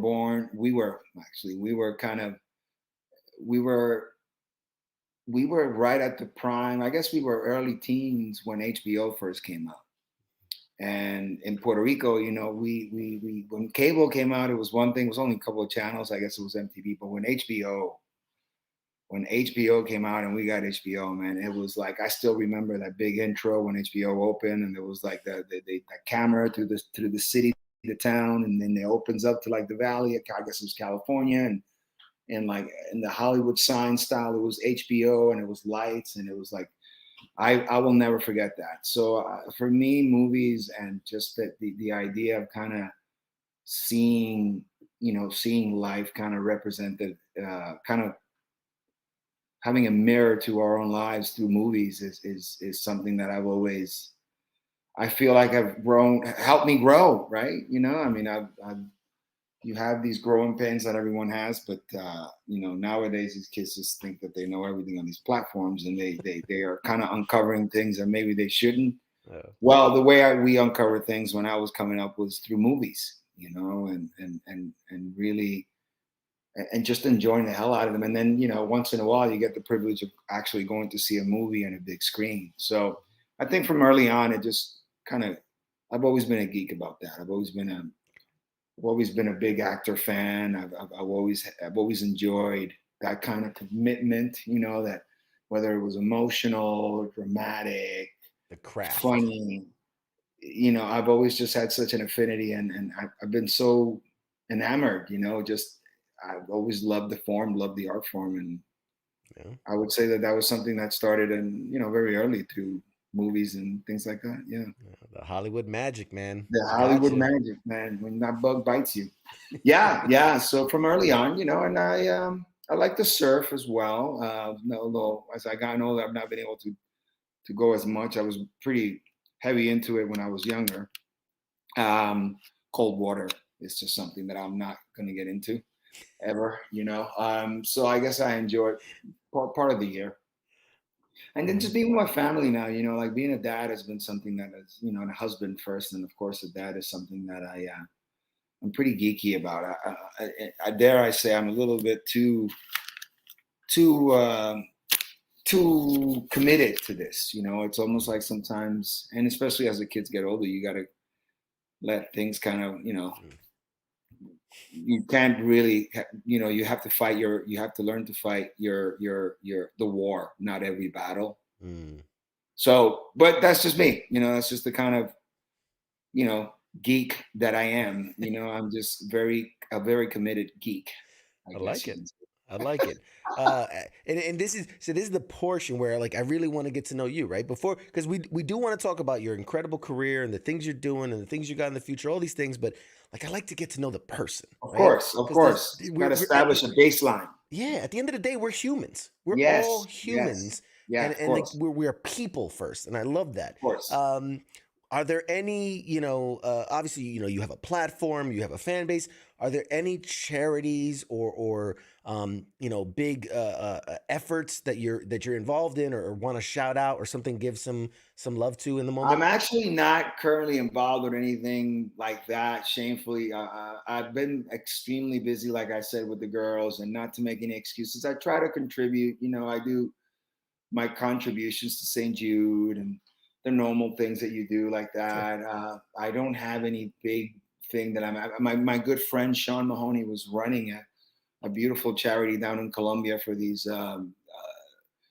underprivileged kids in Medellin, and I contributed to that cause, and I've helped to put food on the table of these kids for almost a year. So I think he raised something like close to $23,000 for the organization. It's a pretty interesting organization. I'll send it to you at another time. Yeah, I didn't know. please. I think that's one of my most recent contributions.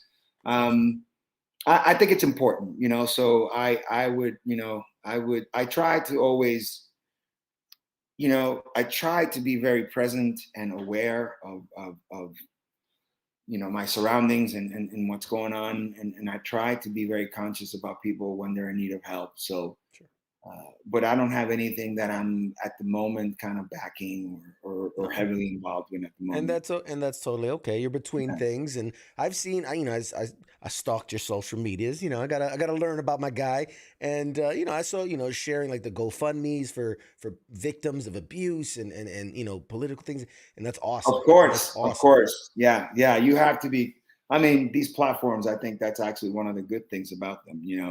One of the real benefits is to be able to kind of, lend or amplify a message, if you will. And that's a very productive piece of it. So whenever I get a chance or whenever there's something that I'm, passionate about, I definitely try to, pay it forward and amplify it through my channels, of course. That's awesome. So let's talk a little bit of your background, man. I know you're born and raised in Puerto Rico. Beautiful island. I think everybody should be there. I myself, yes, yeah. I'm of Puerto Rican descent, but unfortunately, I was born in New York. Oh, it's okay. All right.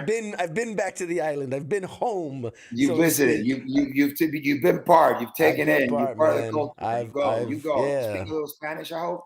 Yeah, man. I go to the. I went back to my roots, right? That's what they say. Of course. I'm ashamed. I got a coquille tattooed on my. Okay. I got got to show. Got to represent. Yeah. Of course, man. So and I know you came to the States younger age. It was like 12, 14. Early teenage years. You have such an amazing story, dude. You have such an amazing story. Busting your ass. I know you didn't really like it at first. And you didn't really fit in, and you did all these things, and eventually, like you said, you got into sports and did all these sports, and you were working. You earned a full ride football scholarship to play at Fordham University in the Bronx of all places. And then you suffered an injury, which kind of curtailed that. But I learned about how you kind of got into acting. But let's share with the audience just kind of how that shift from the physical sports mind to that more cerebral, the playful, kind of side came out, and how you fell in love with that. Well, I mean, performing, I think, is something that is in us all. I think to what extent we decide to kind of extrapolate and then expose that is kind of like in the very individual choice, right? But for me, like you said, it was I had a very definitive, clear idea of what I wanted to do. I again was a swimmer, basketball, tennis, volleyball, and then suddenly I stumbled onto football, and I don't know what happened, man. It was just I really just did not let up. I basically went in. I would, to this day I still remember I would sleep with my equipment on. It was just love at first sight, and it's a very physical game. So there was obviously there's that connection. I've always been very physical, so there's that. But it's just the intensity, the ability to, kind of go to toe to toe. I guess I can liken it to something like boxing or fighting or any of these, MMA or any of these, that it's like a real contest of wills and physicality and overpowering your opponent. So all those things really appealed to me. And then, I just knew that if I stayed with it, and I found the way to the States, and since my mom in the mid '80s had made a transfer here to the States from Puerto Rico as a federal nurse, I just had a very clear idea of what I thought at the time was going to be my path, and I just followed it, to be honest, and along the way you stumble and you find out that things are not always as you plan. First I had one injury that I was coming out of the island with, and then I ended up overcoming that, and then I broke my arm in Puerto Rico in I think it was my second actual game, and then after that it just lit a fire in me. So from that point forward until I came to the States, I had to really train and get behind this idea of what I wanted to do. And I spent a year going to 8th grade here in the States. And then it was on to high school, man. And I feel like it just kind of prepped me. Like I just found myself to be a little bit further ahead than most kids, just because I was already committed to doing this. And, I had put in the training to kind of recover from an injury. And so my mindset was a little bit different than not everyone. Because I think for the most part, everyone that I came into school that had the same interests as me had that same mindset. But it was a real nice journey to like kind of always be fixated on a goal and always work towards. And I think that that's kind of like the way I still, to this day, that's how I spend my life. I just try to work towards a goal. I work towards meaningful things. I always try to have something that I'm searching for, something that I'm trying to go for, because I think it's necessary, and I was lucky enough to have great guidance in high school. I went to Lehman High School in the Bronx, and I got decent grades, not the best grades, but I got decent grades. And, people, like I tell my kids this, people, when they see a young person making an effort and trying to make it themselves, the world responds, and I feel like that has been my experience, at least, is that, people will respond and people will help you. Your mentors, your teachers, your advisors, your ADs, your assistants, everyone is going to get on board and help you, because that's what young minds, young people need, is guidance, and they need help. And when they see someone that at least is willing to meet that effort that they're giving you halfway, it's half the battle right there, right? So very focused through the high school years, got myself into Fordham. Unfortunately, right before my senior year of football started, which, by the way, we were a very good, solid. We had already as a team, we had accomplished quite a bit. We were like a 2-9 team, and then we went to a 9-2 team when I was a junior. They did bring me up as a sophomore to play varsity. And then unfortunately I suffered a major, my first knee injury, which was in high school, and I couldn't play at all my senior year. But I guess I had done enough. I had done enough my sophomore, my junior year to at least put together a nice highlight reel and nice highlight tape that got me into school, along with the grades, and had some great college visits. I had some great people giving me some looks. Some people that had given me looks prior did not, once they found out that I had gotten hurt, but that's okay. I ended up going to Fordham, and Fordham, once you get to college, it's a whole new different, it's not a new set of rules, but it's a whole for me, it was a whole new different game. I have a lot of close friendships with a lot of my teammates. Most of them are high school. College was more business. College was a lot more political. And then coming in with an injury, there was already a little bit of a disadvantage. But I got through it, man. I got my education. I played with some really good people. I played against some I played against a couple of NFL guys. And really, it isn't until my fourth year, the beginning of my senior year, because I had redshirted due to the injury, so I knew I was going for a fifth year. But it wasn't really until the beginning of that senior year where I just the shift came. I guess it was a realization that maybe this football thing wasn't going to be for me.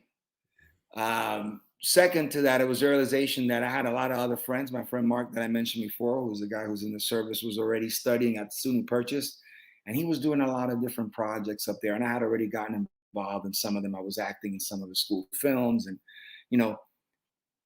there was a lot of different things that were kind of pointing in that direction. My fifth year, I actually spent the bulk of the year. All my electives were film and script writing, directing, editing. So it's sort of like the extra time that I had in school gave me the opportunity to kind of hone in a little more on some of these courses that kind of started taking root in me, these ideas and these concepts. And, I guess at that point the seed was planted, but it took some time after that, a lot of trials and tribulations. Once I got out of school, I got a job and I was trying to get out there, but there was always something happening. I was kind of stumbling a lot. As you get out of college, you're you're an adult now, you're on your own. I didn't have any of this situation where somebody was setting me up. I didn't go work for my dad or my mom. Not that there's anything wrong with that, but it was really, I've always kind of been very independent, and I always just listened. I've always been very instinctual, and people that are like that, you go through heartaches, you go through a lot of hardships. You have to, people like me, people like us, I guess I could say, is we encounter a lot of walls on our own, and our pride and what fills us with joy is the idea of getting past that. And so we get used to being in that sort of fight mode for forever, really, because it doesn't end, especially in this business. And after that, 2-3 years after college, working, I think I worked for New York Life. I worked at this EB Direct, which is an online insurance company at the time for group insurance. I was like, man, why am I failing at all these things I don't really have any passion for? I might as well, go for something that I want, which is this idea in the back of my head. I want to act, perhaps, and if I fail at that, at least I would have at least it was because I was trying to do something I loved, I might as well fail at something that I love, and studying a little bit, found a couple of different studios, found a couple of different teachers, and just slowly but surely, it's just, the path in this career is just it's not really defined, and everyone's is so different. So I guess it took, the better part of those early 2000s for things to really start to kick in. I think it was at the end of 2006 that I auditioned for Orange.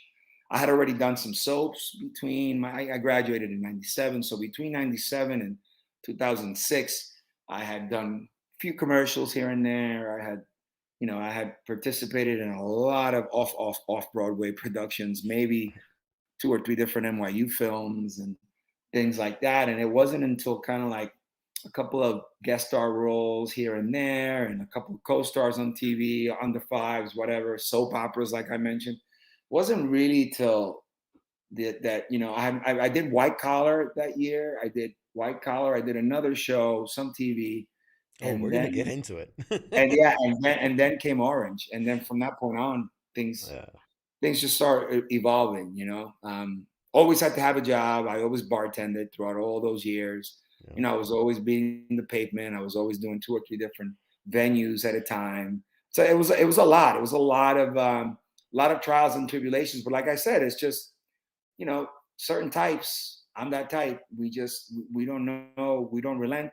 We don't really have a way of turning ourselves off. Yeah. It's hustle, man. It's The always hustle. hustle. Always It's hustle. almost like there's a danger. I was just. It could be a danger. Not to get ahead of myself. We can touch on that later. But it's definitely that. I had a conversation with my father right around that time where it was like, yeah, you gotta love the fight, but you gotta love wanting to end that fight at some point. Like we just can't stay fighting forever. Like Sure. there's got to be a point where that fight leads to something, right? So I remember those words because it was like it's when I started to have a little bit more peace of, I started have a little bit more peace of mind. It's almost like you let yourself. I almost had a period where I was like constantly judging what I was doing. Yeah. And I just started relying on the fact that I've planted some good seeds. Success is coming. Let me not judge it. I know it's there. Let me just keep working. That's instead a of great judging point.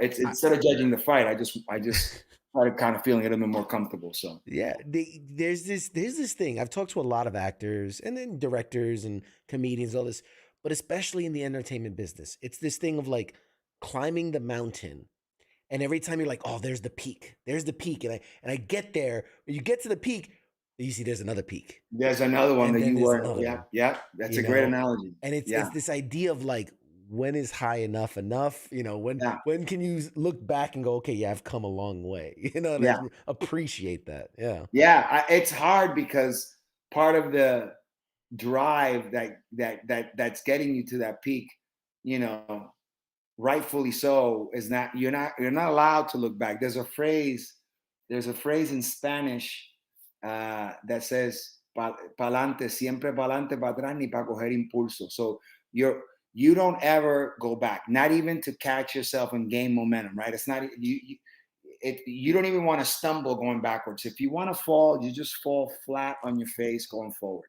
Yeah. And that, like I said, there's a danger, but it's kind of like a two-way street, right? It's kind of like you have to live you have to live. It's a necessary evil of surviving anything. And if you want to get to the upper echelon of anything, you have to be that way.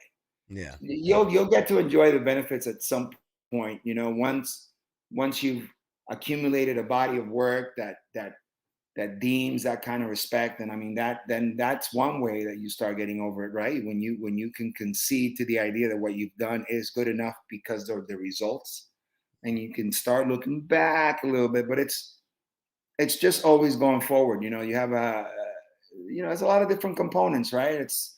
You gotta know who you are. You gotta be conscientious. You gotta be spiritual in a way. You have to have all these different elements about you, and you just have to be real secure in yourself. Yeah. But I think that you just keep, no matter what, you got to keep pushing till the end. You don't stop. I love it. I love it. Yeah. So before we talk about the career and the Yes. roles and the things, one more question for you, and only you could answer this. Yeah. Being a man who came from the island, being a man who's lived and grown up in the city, Where's the best spot for food, man? Where can we find some good food in the city? Man, I tell you, I'm a big eater, and I have a lot of really good spots all over the city. Someone asked me this live the other day on WPIX, and I came off a little bit rude because I'm like, no, I'm not going to give anybody sponsorships if they don't pay me. But you know, right now, I have a couple of faves that there's a oh my God, what the hell is the name of that place? See, this is what happens. I love Puerto Rican food.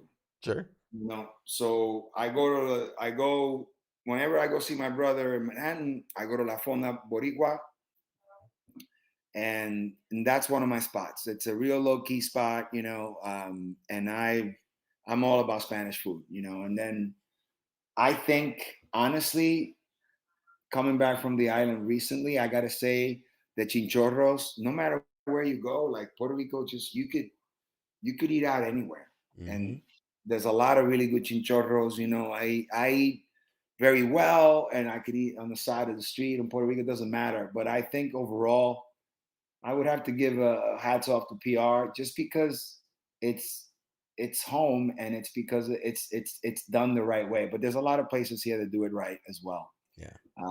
But definitely, you know, I was in this little spot right in right there in right next to what the hell's that in San Juan in Isla Verde. It's right next to the airport. It's like a street with no exit. Yeah. And there's a little chinchorrito back there that I could even look it up if we have time. But I don't know, man. There's so many good spots. Puerto Rico is just, you can never go wrong in Puerto Rico. You know, That's right. You can never go wrong in Puerto Rico. That's right. Well, you get the tripleta or the mofongo or all Yeah, of man. this. You know, we went to It's all good. Palguera, and in Palguera we had like 4 or 5 different places right there in La Placita, and they were all tremendous.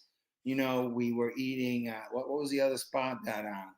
Aventura 4x4 is this little spot up in the mountains in Coamo. They do an amazing. There's just so many places, you know, like little, and I'm just beginning to kind of rediscover the island as well as an adult now, being able to, you know, obviously go eat anywhere I want to now, whatever.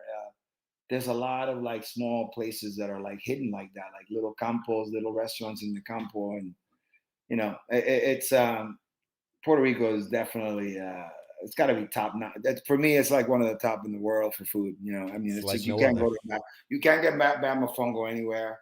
You know, can't get bad fish anywhere. I tell people, man, you got to experience it at least once in your life. You got to experience it. What a place. And yeah, music, man. You know, culture. people a lot of they can go to Piñones. You know, they can go to Chinchorros and Piñones on the beach, enjoy the beach, and you can stop and eat fresh seafood and fresh empanadillas and carrucho, higüeyes, and all that.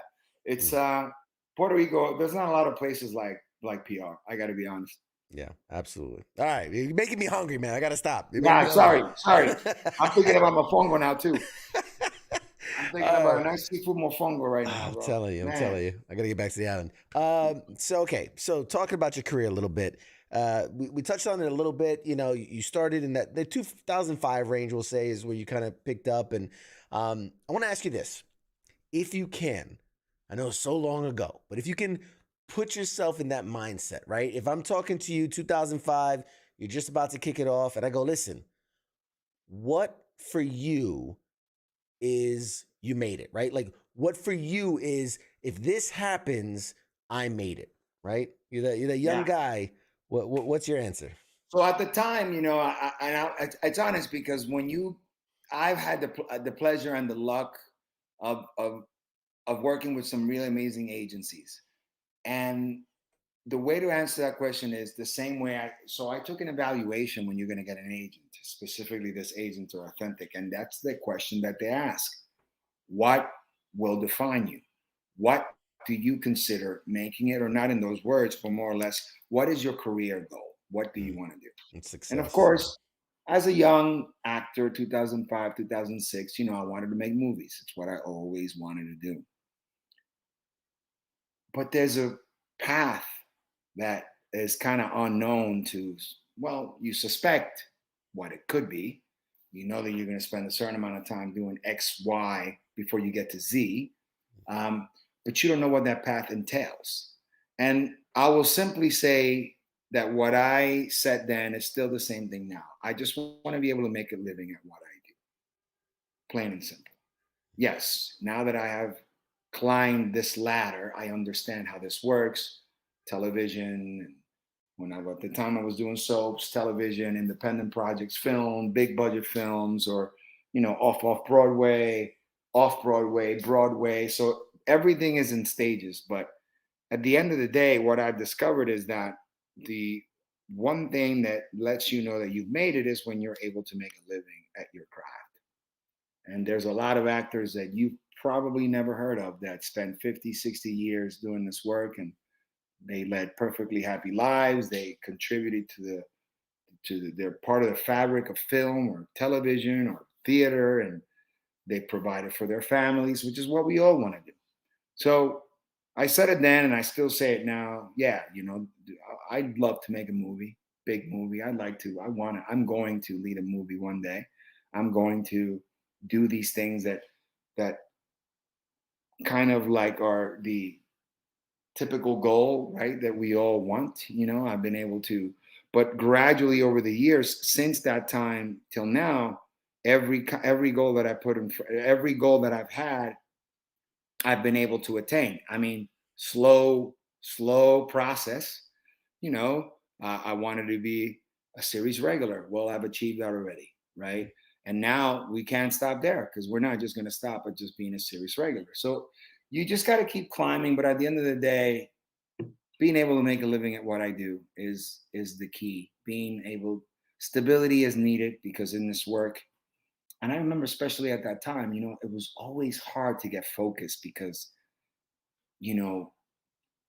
you get caught up in the struggle inadvertently, whether you want to or not. And when you don't have, let's say, financial stability, right? Like preparing for a job is like you're preparing kind of like outside of, for me at least, it was kind of like shutting down all that anxiety for as long as I needed to shut it down for, and just try to prepare for the next 2-3 days for this next thing that's going to change my life. And then when that thing doesn't happen, as it happens often, that you don't get the part, all those anxieties and all those insecurities and all that stuff kind of just come to the surface again.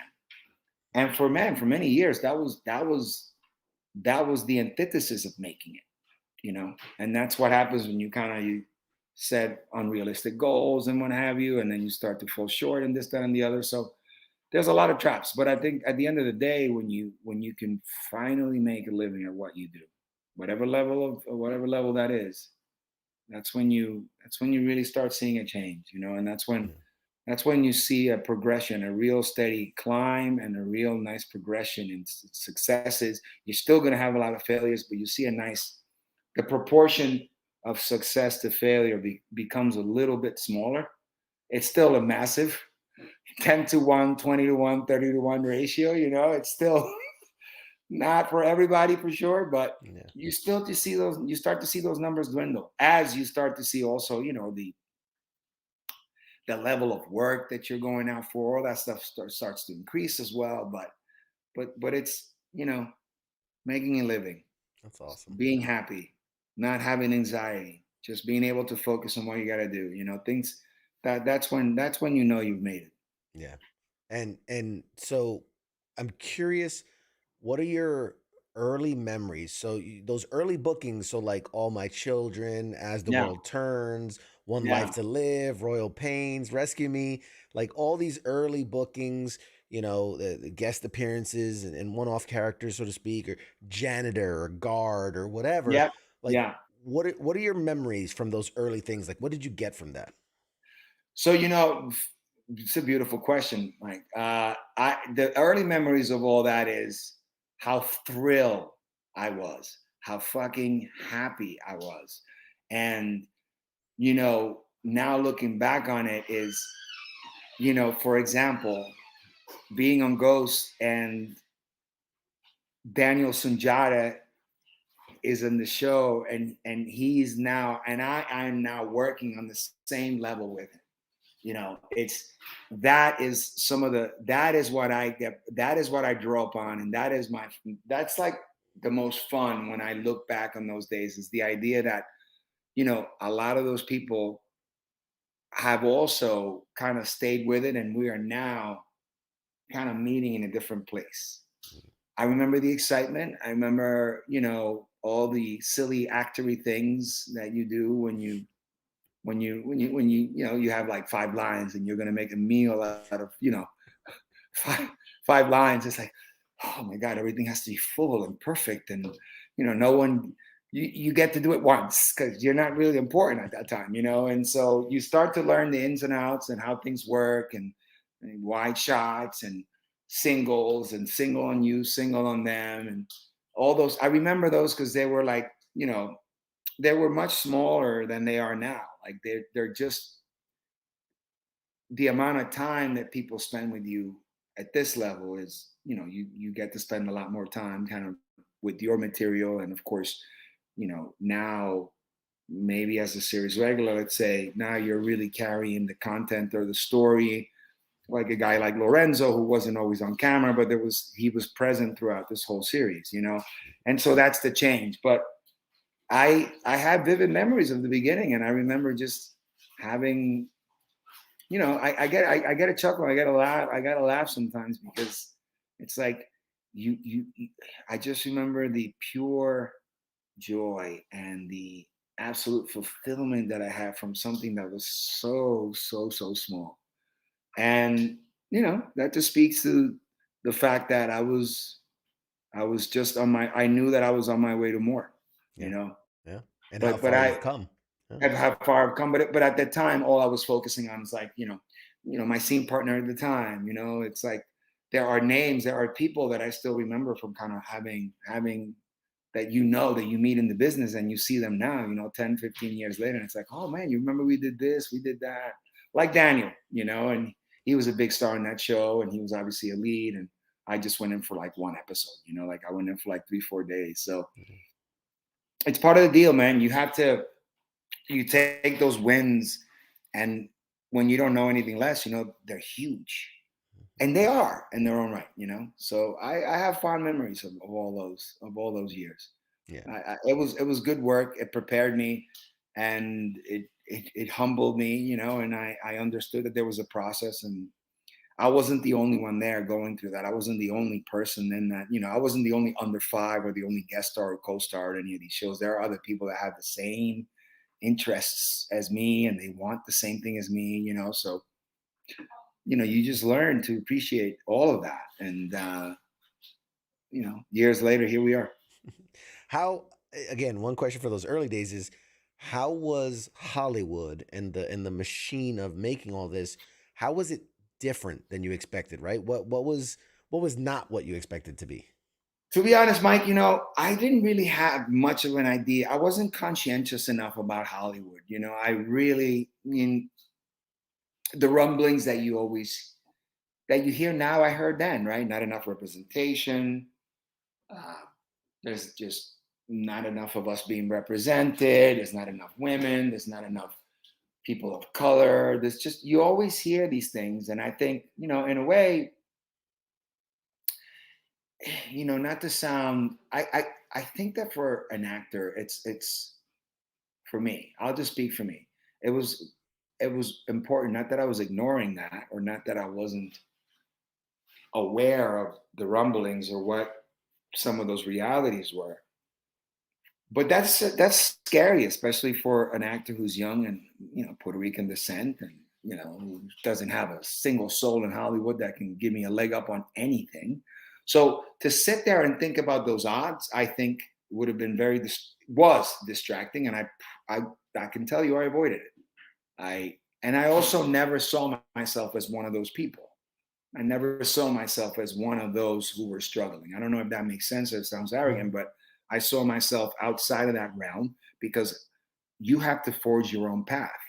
And I think at the end of the day, that's what we all have to do. And I think particularly for minorities and particularly for people of color or anyone who's a minority in anything, you cannot allow the circumstances of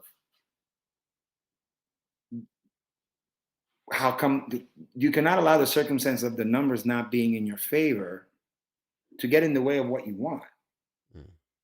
And I think that for me at that time was a question of mind over matter, right? And I just don't want to spend a lot of time thinking about negative thoughts, because for me it's something that distracts me. It's just a personal thing. It's just, and you know what? And as a way to kind of stick it to them, as a way of kind of like righting that wrong, or justifying all the ones that came before me that really saw nobody on screen, like the Rita Morenos and the Ferrers and the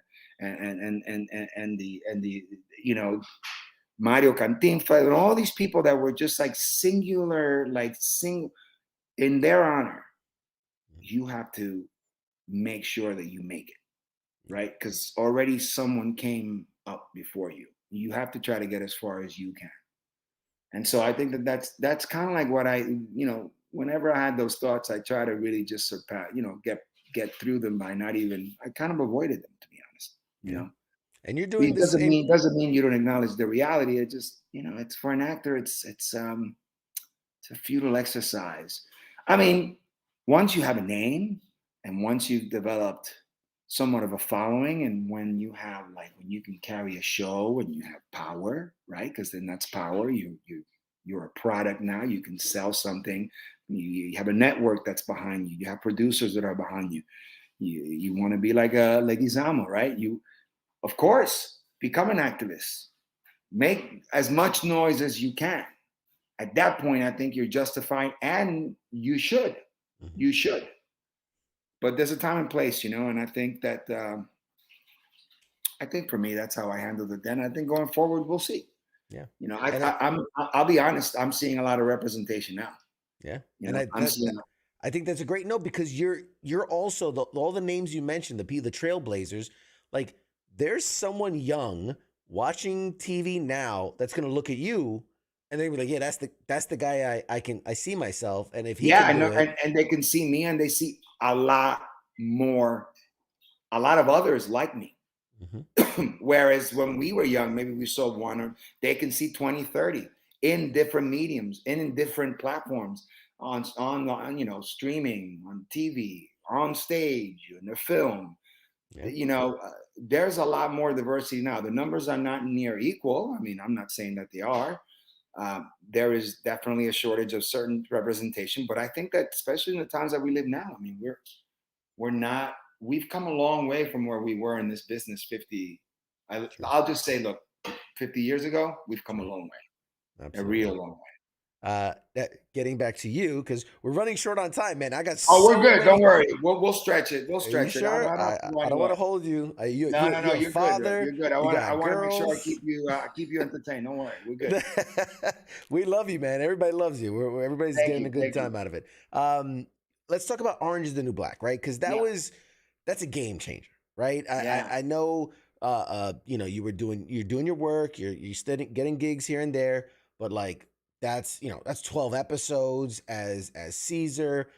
He's a very relevant character to one of the main characters. When you get that booking, like, what does that mean for you in that moment? Like, what's going through your mind in that moment?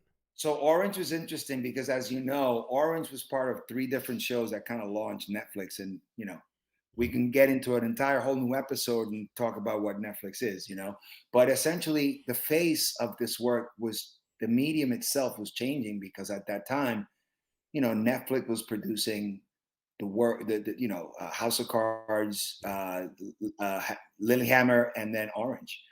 And so I remember that audition I was definitely amped, as I am for all auditions, but I just didn't know. And anyone you ask, and you tell them, it's like, oh yeah, remember that? Yeah, it was for Netflix, whatever. They were probably just, part of us kind of have to move quickly past these experiences anyway, but we just didn't know.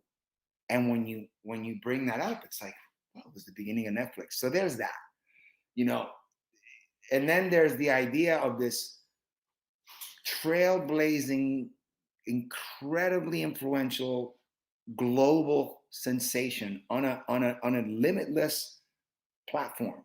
Like, literally, there is no limit. It's not like a limited showing for the season only, or it doesn't matter. You can literally watch that show now, and it's for eternity, right? That was something that I think, if I had to describe, had we known what that potential was, I mean, maybe, I don't know, but that changed the game. It just changed the game, right? And it was, it's almost like, you know, it started off again, and like a lot of things in my career, they sort of been like, okay, well, you come in for one episode, but then every episode after that was them calling me back and them kind of writing stuff for me. And the character became not a main character, but a supporting character to a lot of, like, you know, to three other characters in the series, two of them being main characters. And it changed everything. You know, it just changed. It took me from, you know, a no name to somewhat of a smaller, or I guess a small name. And at that point is when kind of everything changed, because, you know, again, we're selling a product, we're selling a story. And if we are conduits to that story, and if networks, producers, you know, television, whatever, you have to sell the product. And once you can, and once you've proven yourself to sell the product, you'll be called in from to sell others. And that's kind of like the approach. And then, of course, sometimes these shows are really big, sometimes these shows are massive. I mean, it was Orange is the New Black. So, you know, I went from that to then getting a part in When They See Us. And then When They See Us had his own set of like crazy circumstances, because I had gone in to read actually for the father of the Spanish kid who was Leguizamo's role. And I was in the room with Ava, and for the callback, she was there. And I walked out of the room, and you know, I was a little I got home, and I remember I was pretty bummed out. But then it was my first time that I got an offer.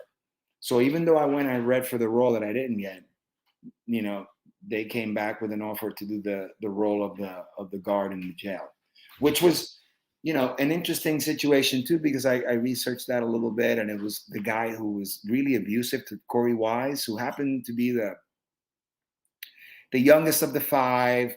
And their story, you know the story, or maybe you don't know, but I'll tell you real quickly. He was one of the actual kids who was never even in the park. Like, he actually accompanied one of the kids back after they had come out of the park, and that's when they arrested them, and that's when and then the kid had all these, you know, shortcomings in his life. He was this very, very short black man in a poor community, and he was picked on his whole life. You know, he was deaf in one ear, so he didn't develop his speech properly throughout his life. So he was picked on because of that, picked on because he was short. Corey is somebody that I met in person, and it broke me to meet that guy. It really, really gave me so much fuel, and so much, like, I had a lot of real great preparation for that role. I was really finding what makes people evil, right? I had to find and get in touch with some of that stuff. And I found that through the empathy that I developed. And I was able, in the short while, in meeting that kid and feeling that, you know, I just felt I felt bad. I felt bad that someone did not take this kid by the hand at a certain point in his life and say, hey, you know, let's get him some help. Instead, it was the complete opposite. And then it's a terrible situation that he was in for so long, and to play the guy who then gets to basically exploit him in jail is like, you know, what how do you top that, so to speak, you know? Yeah. And then, you know, it just taught me a lot. You know, it taught me a lot about the work. It taught me a lot about preparation and about really digging deep into a role. And one of the conversations that I had when I got Ghost with Courtney Camp was that she remembered that role from When They See Us. I had also gone in and read in this situation for a lesser role when I went in to read for Ghost. And I walked out of that room feeling pretty comfortable. I mean, I had read in front of a director, Anthony Hemingway, who I had already read for on 3 other occasions. and Kristen Cromer, who was the casting director. I had also been in so I was very comfortable. I had kind of been seasoned already. I've done my thing, and that's the second time in my career when I got an offer, and it was, I was told that I crushed it. They loved me, and that they want to offer me something else. So it was kind of like it's always been progression for me. Orange was one thing, a one episode deal that ended up being 12. When They See Us, I went in for a big role, didn't quite get that one, but then ended up making something significant of the role the opportunity that I was given. And then it was into Ghost, and I had read for the original Power as well before that, in all that, in all those 30, 40, 50 other failed attempts, before the one that I got. Sure. So it's, it's man, you just got it. It's so important. And it's a theme of this conversation. I think tonight is this idea that you keep going, man. You just keep going. Yeah. You really have there's no other choice. There's no other choice but to just keep fighting. So perfect segue into Ghosts, because yes. After 21 episodes, let's say he had a less than favorable outcome. We'll leave it at that. Yeah. He meets his fate, which, by the way, was extended as well, because the second season was the elevation to series regular, and then the expectation was that was it, but got 6 more out of it, and it was great, and I think it's TV, and I think that the relationships I built are amazing. I know that I'll be able to call upon them, and I know that there's going to be more opportunities with Courtney, with Brett, Mark. I feel very comfortable in what I delivered, and the network has definitely gone out of their way to pay homage to a character, to the work, in a way that I seldomly see the network do. And so that's affirmation, man. Do I wish that I could have kept going? Yeah, sure. Do I wish that I would have been allowed to, maybe have it out with? I had so many different scenarios in my head, but I mean, I think it would be silly for me to be so egotistical as to say, well, we could have written the story. I'm not a writer. You know what I mean? It's my privilege to bring those words to life. It's their intellectual property, not mine. And so I'm okay with it. It's bittersweet, but I'm okay with it. I think that, he definitely pushed the limits. He came in, he was in jail the first season. He got out the second season. He did his thing. He tried to reestablish himself. I think there's a lot of, I'll get into more if we go in that direction, but there was a great exploration of the character. There was a great, a nice little range, a nice little, a lot of peaks and valleys, but there was a nice escalation of action, an exploration of the character. He developed a certain way. He made a full he evolved from the hardened criminal to perhaps someone that you can say was just a father trying to provide, although obviously not in the most legal of ways. But that's what I enjoyed most, and so sadly, there's only a certain amount of pushing you can do with Monet. You can only go so far. You can only go so far with Monet. Husband or not, you can only go so far. So as an actor now, and as the character and whatnot, when you read it and you go, oh, this is it, this is the end. Like, is that a closely guarded secret? Is that something like, do you like go whispering to people like, hey man, he's done? Like, yeah. So at the beginning of season 3, before the deal is signed, before we ink the deal, obviously what's going to happen.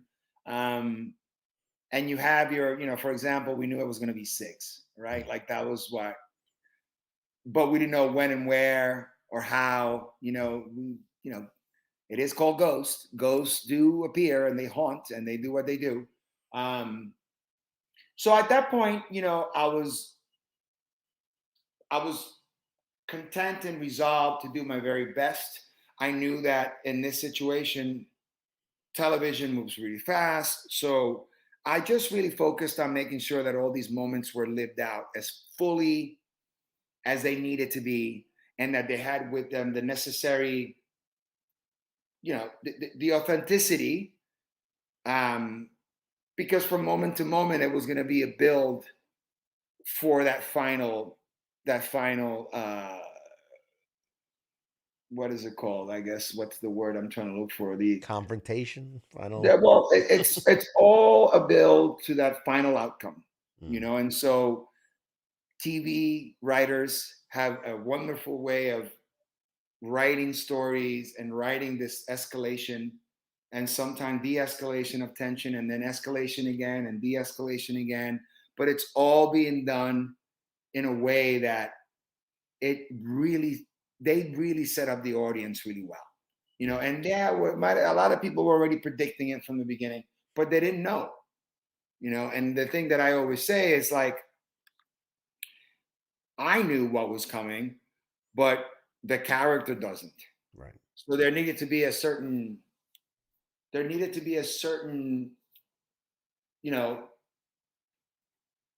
He's living his life. He's doing. Well, yeah, he's living his life, but there needed to be a real distinct separation between me, the person, and the character, because I know it's coming, but he doesn't. Right. So I try to be as honest on both ends as I possibly could, as the actor and as myself, right? Like acting, letting this character live in a world where he really is expecting redemption. Mm-hmm. He really is not. It's possible, all these people, all the Tejadas lived with the, expressed danger and explicit danger of their lifestyles. They all know what's possible, but they're not expecting that. Yeah. They just know what's possible. There's a similarity there to war, right? As a soldier, right? Like, the reality is what you do. You know the reality, but I'm assuming, I'm not a soldier, but I'm assuming that when you go into battle, you're not expecting, right. You just know. How could you perform? That's right. It's exactly it. So it's the same way. It's the same thing. It's like, and if that's this, and I think that's the kind of like the beautiful thing about, when you make a sacrifice like that, it's kind of like what we, it's not at the same level, but that's what we have to do as actors sometimes, is that you just got to lay it on the line. You just got to lay it on the line. And all those little moments have to kind of be lived fully. And it's going to happen. It happens. You know what I mean? And I just remember I loved this season, even though it was shorter than my others, because I think in a way I just remember being on set, and I remember being like almost over prepared. Like I didn't need a rehearsal almost. Like I was already going on rehearsal. Like when we had rehearsal, I was already firing, because we don't get that time in television. We don't have a lot of time. And the stakes are super high for me this year. The days are counted. And so also to bring these authentic moments to life, there had to be like this energy that was either completely suppressed, but there was something kind of, living at the very top of this, simmering at the very top, or this energy that was completely full force and like was no holds bar, and he's just ready to go. So it's like I kind of lived every episode kind of like a caged animal, so to speak, and I just wanted to be over prepared for everything. And I gotta say, man, I'm very happy of the final product. I think that they did a really good job. We give them, let's say, 6 or 7 different takes, different ways. Perhaps, like take it down here a little bit more, bring it up here on this, maybe give me one that's all flat read, maybe give me one that you're a little bit more agitated, what have you, whatever the case may be. But I think overall it was this idea that everything needed to be as full, and I needed to be as prepared as possible so that I can render the best possible performance, because of the fact that that's kind of like what made this guy special, right? It's like he was all out, and he really did everything that he did for his kids and for the family, even though, it was a very conflicting, terrible relationship with the wife, but he had his kids that kind of like were the saving grace, the silver lining in his life were those kids. And so that's heavy stuff. That's not light stuff. You know what I mean? So I was definitely firing on all cylinders all season long. I felt that. I felt that way, at least. I think it came together beautifully and so Thank well you. done. Thank you. In an interest of time, I'm gonna ask you one more question. Yeah. Now I'm gonna play a little coy here. I'm gonna reserve myself because I know you've been on both sides of the Marvel DC kind of split, because you did an episode of Jessica Jones on the Marvel side, and you did an episode of Gotham on the DC side. Both of those were in 2015. So again, being a little coy here, any potential future return to either side of the maybe? So I don't know if this was a design or you just have some crazy intuition, but I have, as an actor, the greatest security you have is when you know you have something coming, and when you land it immediately after you finish another project is even better. Mm-hmm. So having said that, I am now part of the DC world with the new series, The Penguin, with Colin Farrell. And that is bananas. Now, I will say this right now.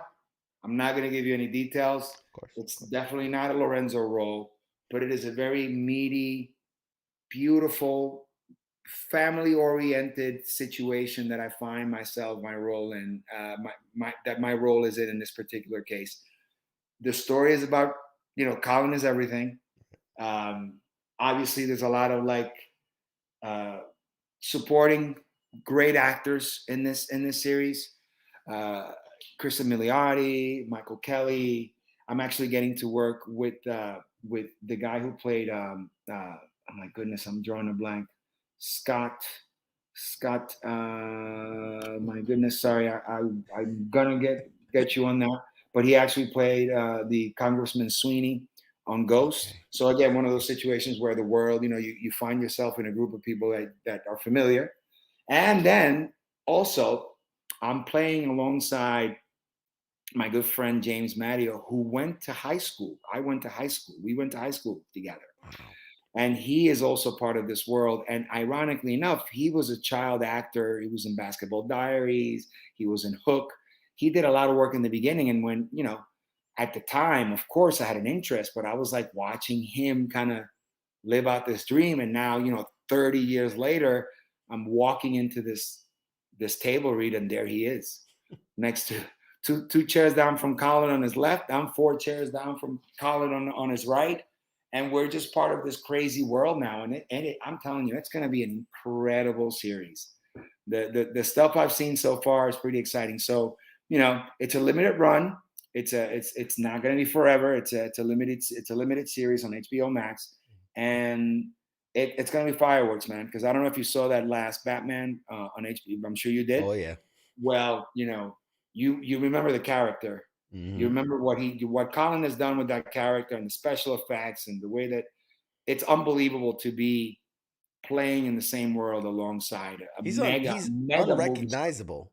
He's completely unrecognizable. I mean, it's a daily 4.5 hour to 5 hour prep for him, just on the same thing that he wore the day prior, right? Like, it's just the commitment to get someone of his stature to come do that. I mean, it's a big deal. It's a real big deal. And again, super excited and super blessed. And I'm continuing to do a bunch of different things. Obviously, I've gotten to a point where there's some good, different work that has kind of landed on my lap, so to speak. And I don't want to just act in this world. I would like to produce and direct at some point. So I'm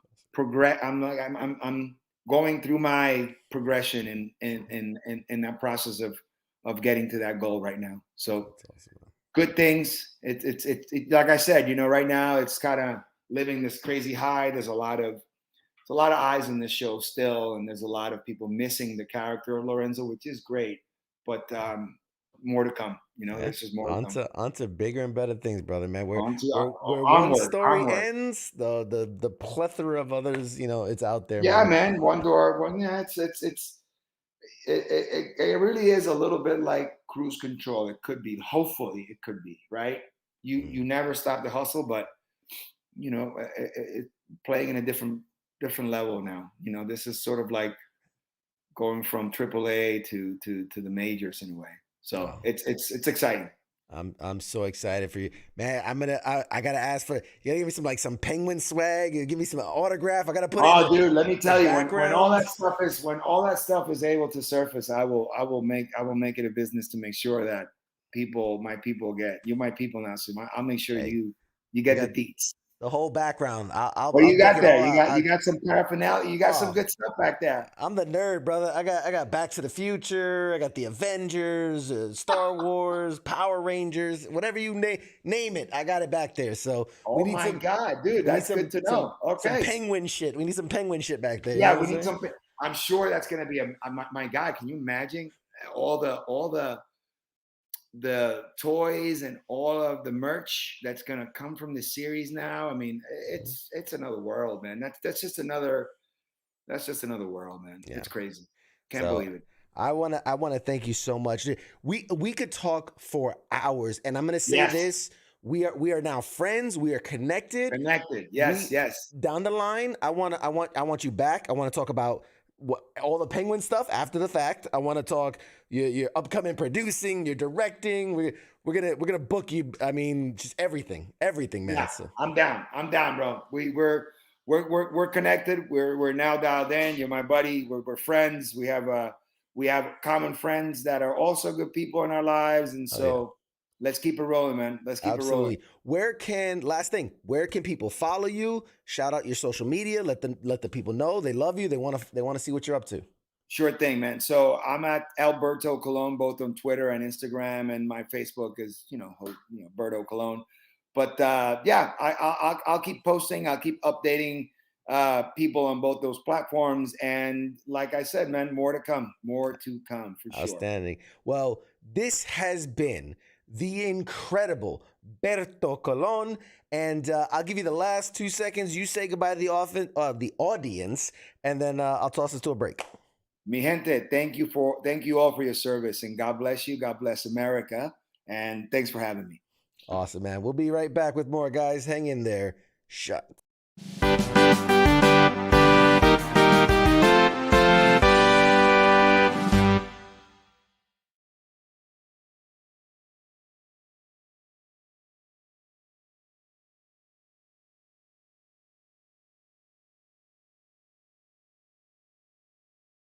You're listening to the sounds of WTF Nation Radio.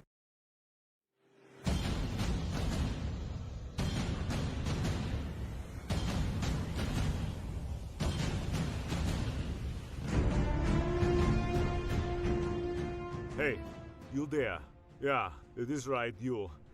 Let me ask you something, right? Where the hell do you think that you're going? Oh, would you think because the show's going to commercial that means you get to just walk away? Well, CQ asked me to pass on the little message, alright? And it says, I'll be back.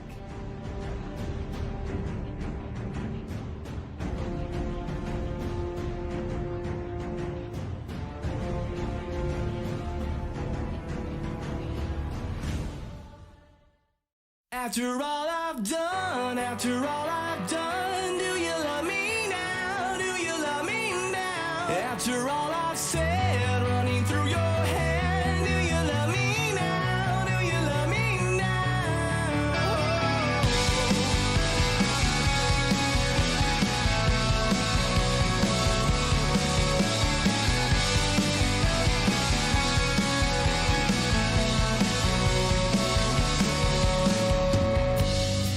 And if I told you everything, I bet you cry and run away.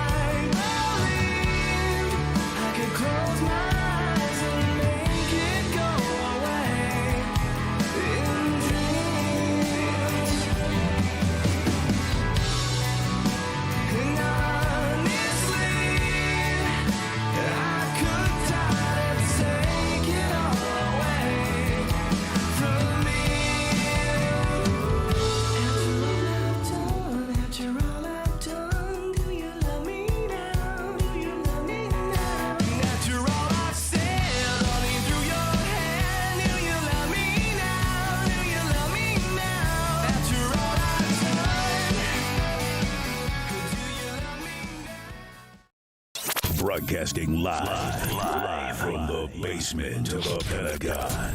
This is WTF Nation Radio.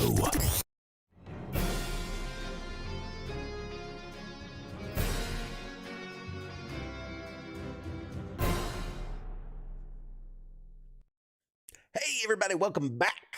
We are back with a little bit more show. Thanks for hanging in. Thanks for tuning in. Let's bring back Mr. Mad Mike. What's up, buddy? What's up? Is it- I'm back. Hey. Hey. So, dude, that was Berto Colon.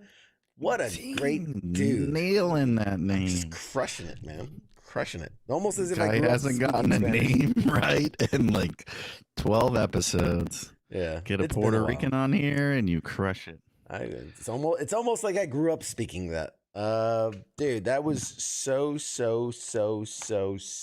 freaking good. I love that dude. It's awesome. The energy, like his being was awesome. Like his energy was great. And just like I felt like he could have kept going like another hour. Like I felt like he could have. Yeah. Like I felt like I had to be like, all right, man, we gotta Gotta wrap it up. We gotta bring back the angry guy. Come on. Yeah, bring up the grumpy back. Too much positivity going on here. Too much good stuff. I was waiting for you guys to make out. Don't be jealous. What part of Puerto Rico are you from? I'm from this part. Yeah, I'm gonna stroke your bubble. There you go. Don't be jealous. Don't be jealous. It's okay. Come on, simmer down. Simmer down now. Simmer down. Get off my Kool-Aid, Berto. But dude, he's gonna be in the Penguin. Oh, I'm so excited. I'm honestly excited for that show. I think the people, the universe they're building, the people they've brought in for that series specifically, the writers and everything. I really do think and hope that it's going to be a good show. Gotham could have been if they put any effort into it. If they had rights to the material. Yeah. We had that conversation. Because that's the different thing. Because this is a spinoff of the movie universe, they're allowed to do that stuff. Right? Because it's not a TV series. And it's a limited series based off and they even like if you look at the synopsis, a limited series based off the world built in the film franchise.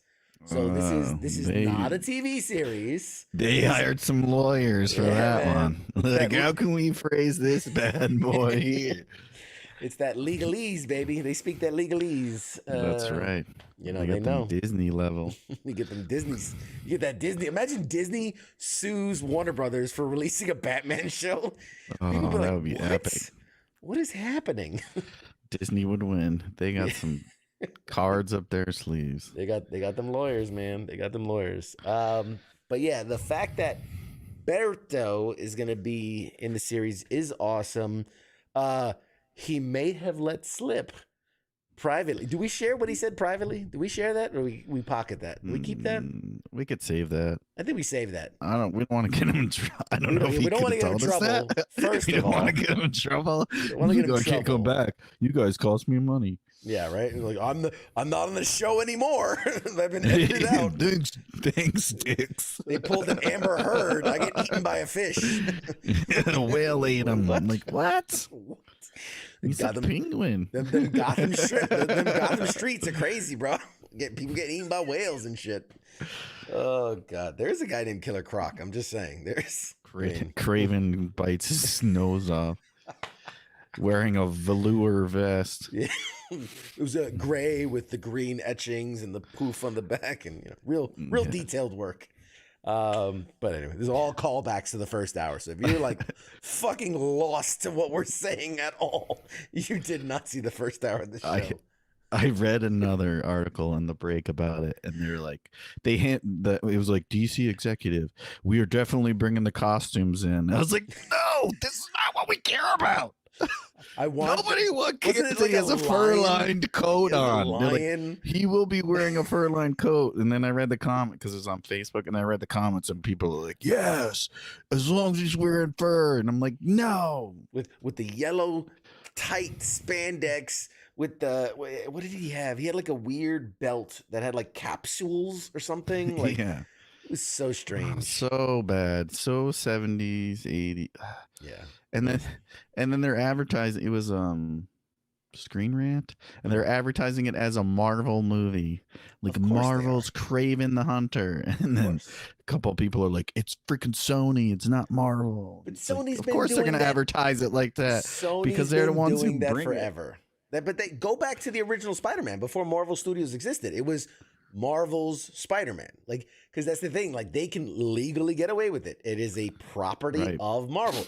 They just own the rights to the movie to rights. that one character. Yeah, they own the movie rights to that. So, like, it's always in association with Marvel. Like, and it's like, no, it's not. Marvel doesn't want any part of what you're doing.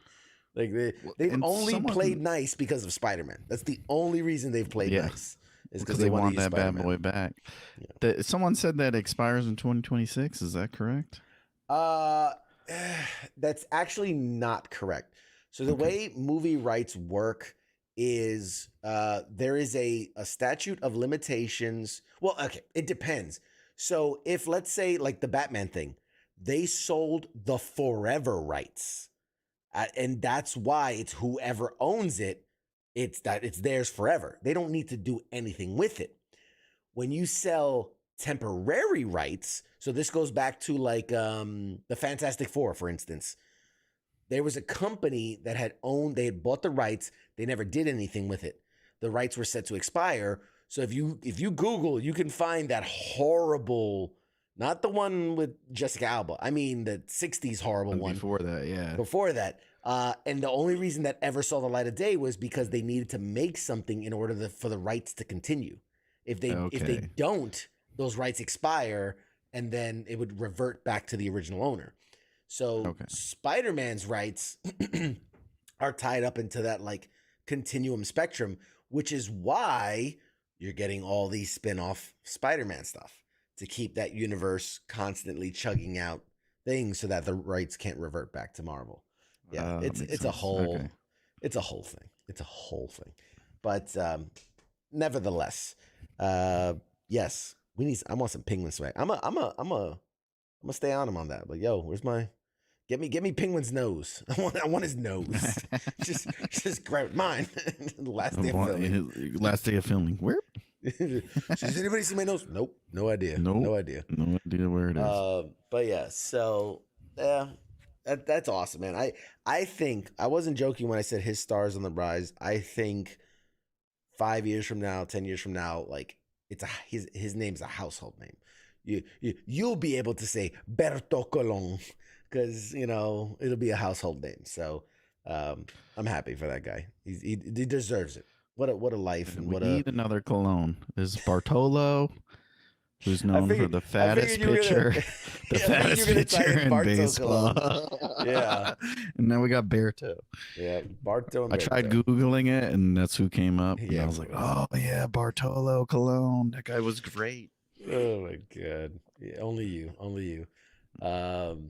Anywho. With that, I think we've reached the end of another incredible episode of Pop Culture Warrior here on WTF Nation Radio and U.S. Army WTF Moments. Before I go, let me toss up a little graphic here and let you fine folks at home know about what we got going around here in the station. On Sundays, we've got the Sports Bar with King and Coach, bringing you all the up-to-date news in the world of sports. You can talk about guys like Bartolo Colon. Terrible. He's Dominican. You should crush that. He's not Puerto Rican. I can't do it. On Monday, we got the Monday edition with Ice and guest host, I think. I mean, it's sometimes Spanky, it's sometimes not. I think we're trying to figure that situation out. Tuesdays, right here with Pop Culture Warrior and guys like Mad Mike over here. He's the guy. Wednesdays, you got Radar and TZ over in the Smoke Pit for all you E4 and below. That's where you're going to want to congregate. That's where you're going to want to meet up, share stories. He's got some awesome stuff, man. Like, people have really been sending in cool stories and just a bunch of cool stuff, man. I love what he's got going on there. He's really building the community. Weird stuff. A couple weeks ago, it was like crochet dicks they were talking about. So. I'm sure you tuned into that one. It was highly involved. Like, this is my niche. You weren't watching. You weren't watching, and then your Google alert was like, "Hey, someone's talking about crochet dicks." And you tuned in immediately. Amazon alert. Oh, man. Crochet dicks are selling like hotcakes. Oh God! On Thursdays we got Sergeant's Time with Ice and Shipwreck. I think Shipwreck's on Thursdays. So we got Ice and Shipwreck on Sergeant's Time, talking about all the latest things. Big Army, all you NCOs, all you E5s and above. That's where you're gonna form up and attend. And then Fridays we close out the week with Friday Night Freedom with Kaz and Pookie, the greatest show of the week. All your shenanigan having fun, weirdo, wacko, conspiracy, nonsense talks are on Friday nights with Kaz and Pookie. Great show. All right, Mr. Mad Mike. I think it's well past your bedtime. Way past. I'm so sleepy. I'll have the girls tuck you in. You like CQ and Berto, man. You guys talk way too much. We could talk about yourselves. Like, oh, let's get another guy who likes to talk about himself on here. I mean, what could go wrong? I literally had a note where I was gonna tell him, I was like, man, if I were taller, more handsome, more in shape, we could be twins. We could be CrossFit. Twins. Yeah, if I took care of my health and my body and we're much more good looking and taller and you know, I mean, we could be. I could play him. I could play him. Didn't join the military and I cared about life. It would be you. I could easily be you. And if I was 6'1", because I don't think it didn't come across on the screen. He's a big dude. He's 6'1", like 220. He's a beastly dude. I could have seen him playing in football. I didn't ask him what position he played. Let's assume tight end. I don't know why. Tight ends. He strikes me as a tight end. That's because that's what you like. I was like, somebody's gonna say it. Somebody's gonna say it. All right. Go to bed. Lights. Yes. Lights. All right, guys. This has been a fun one. Thank you for tuning in. Next week we got more show for you. We've got goody. Let's not butcher this one. David Sobolov. I'm gonna go with that. David Sobolov, great voice actor, known for a number of things. Me being me, I would know him mostly as the voice of Gorilla Grodd on the CW's The Flash. He voiced the character the whole time. So we got him coming on next week. Lots of other things we're going to talk about. And then I promise, because I've been promising it forever, we're going to take a 2-week break from guests. We'll do games. We'll do giveaways. I know your girls have been dying to take a run at the champ. To crush you again. To take a run at the we champ. We haven't beaten CQ in so long. That's all I hear. So and then we do have an interview with the incredible actor Joe Mantegna is going to be coming on later on the 23rd of May. So until next week, guys. I don't know what's going to be my sign off. I need a sign off. Like 4 years into this, I don't have a sign off. What did we stay weird? I don't know. I feel like that's a lot of people use that one. Austin. Yeah. It's like the motto of Austin, Texas. You know, what was Hardwick? Chris Hardwick always ends his podcast, always ends his shows, his stand-up, everything. Last thing he always says is, enjoy your burrito. And like, that's it. It's just a random weird thing. I need something like that. What's make mine Marvel. If it's brown, flush it down. Austin. No, not at all. I don't know. I need I'm gonna do like a caption contest where like somebody's gonna come up with my catchphrase. They'll win a fucking badass prize because I need something, man. I got this whole show thing figured out right up until the last 30 seconds, and then Just can't Runs off the finish. rails. Classic. I can't. I just don't got. I don't got it. I'm not the closer. I'm not. I'm the guy that's the closer. the guy that goes 8 innings perfect and then lets off like a bunt for off the last. I'm terrible at sports. You do not know sports. Gosh, he bunts for a so field goal. And he lets off a bunt. Like what? Scores. You don't let off a bunt. You let off a fart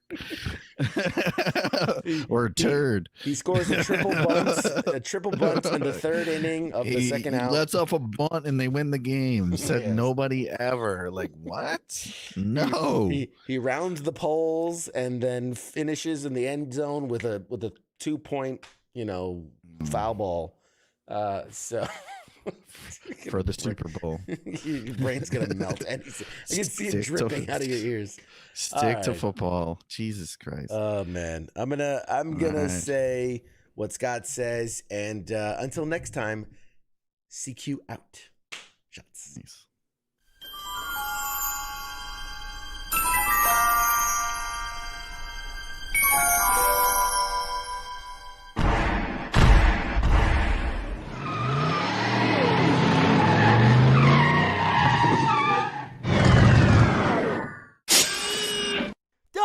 Doc! Oh, no! We're too late! We missed it!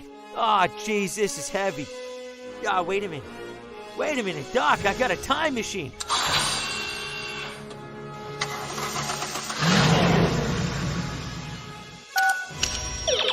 I'm just gonna punch in the coordinates. Pop Culture Warrior, Tuesday night, 8 p.m. Eastern Standard Time on WTF Nation Radio. Now crank this bad boy up to 88 miles per hour.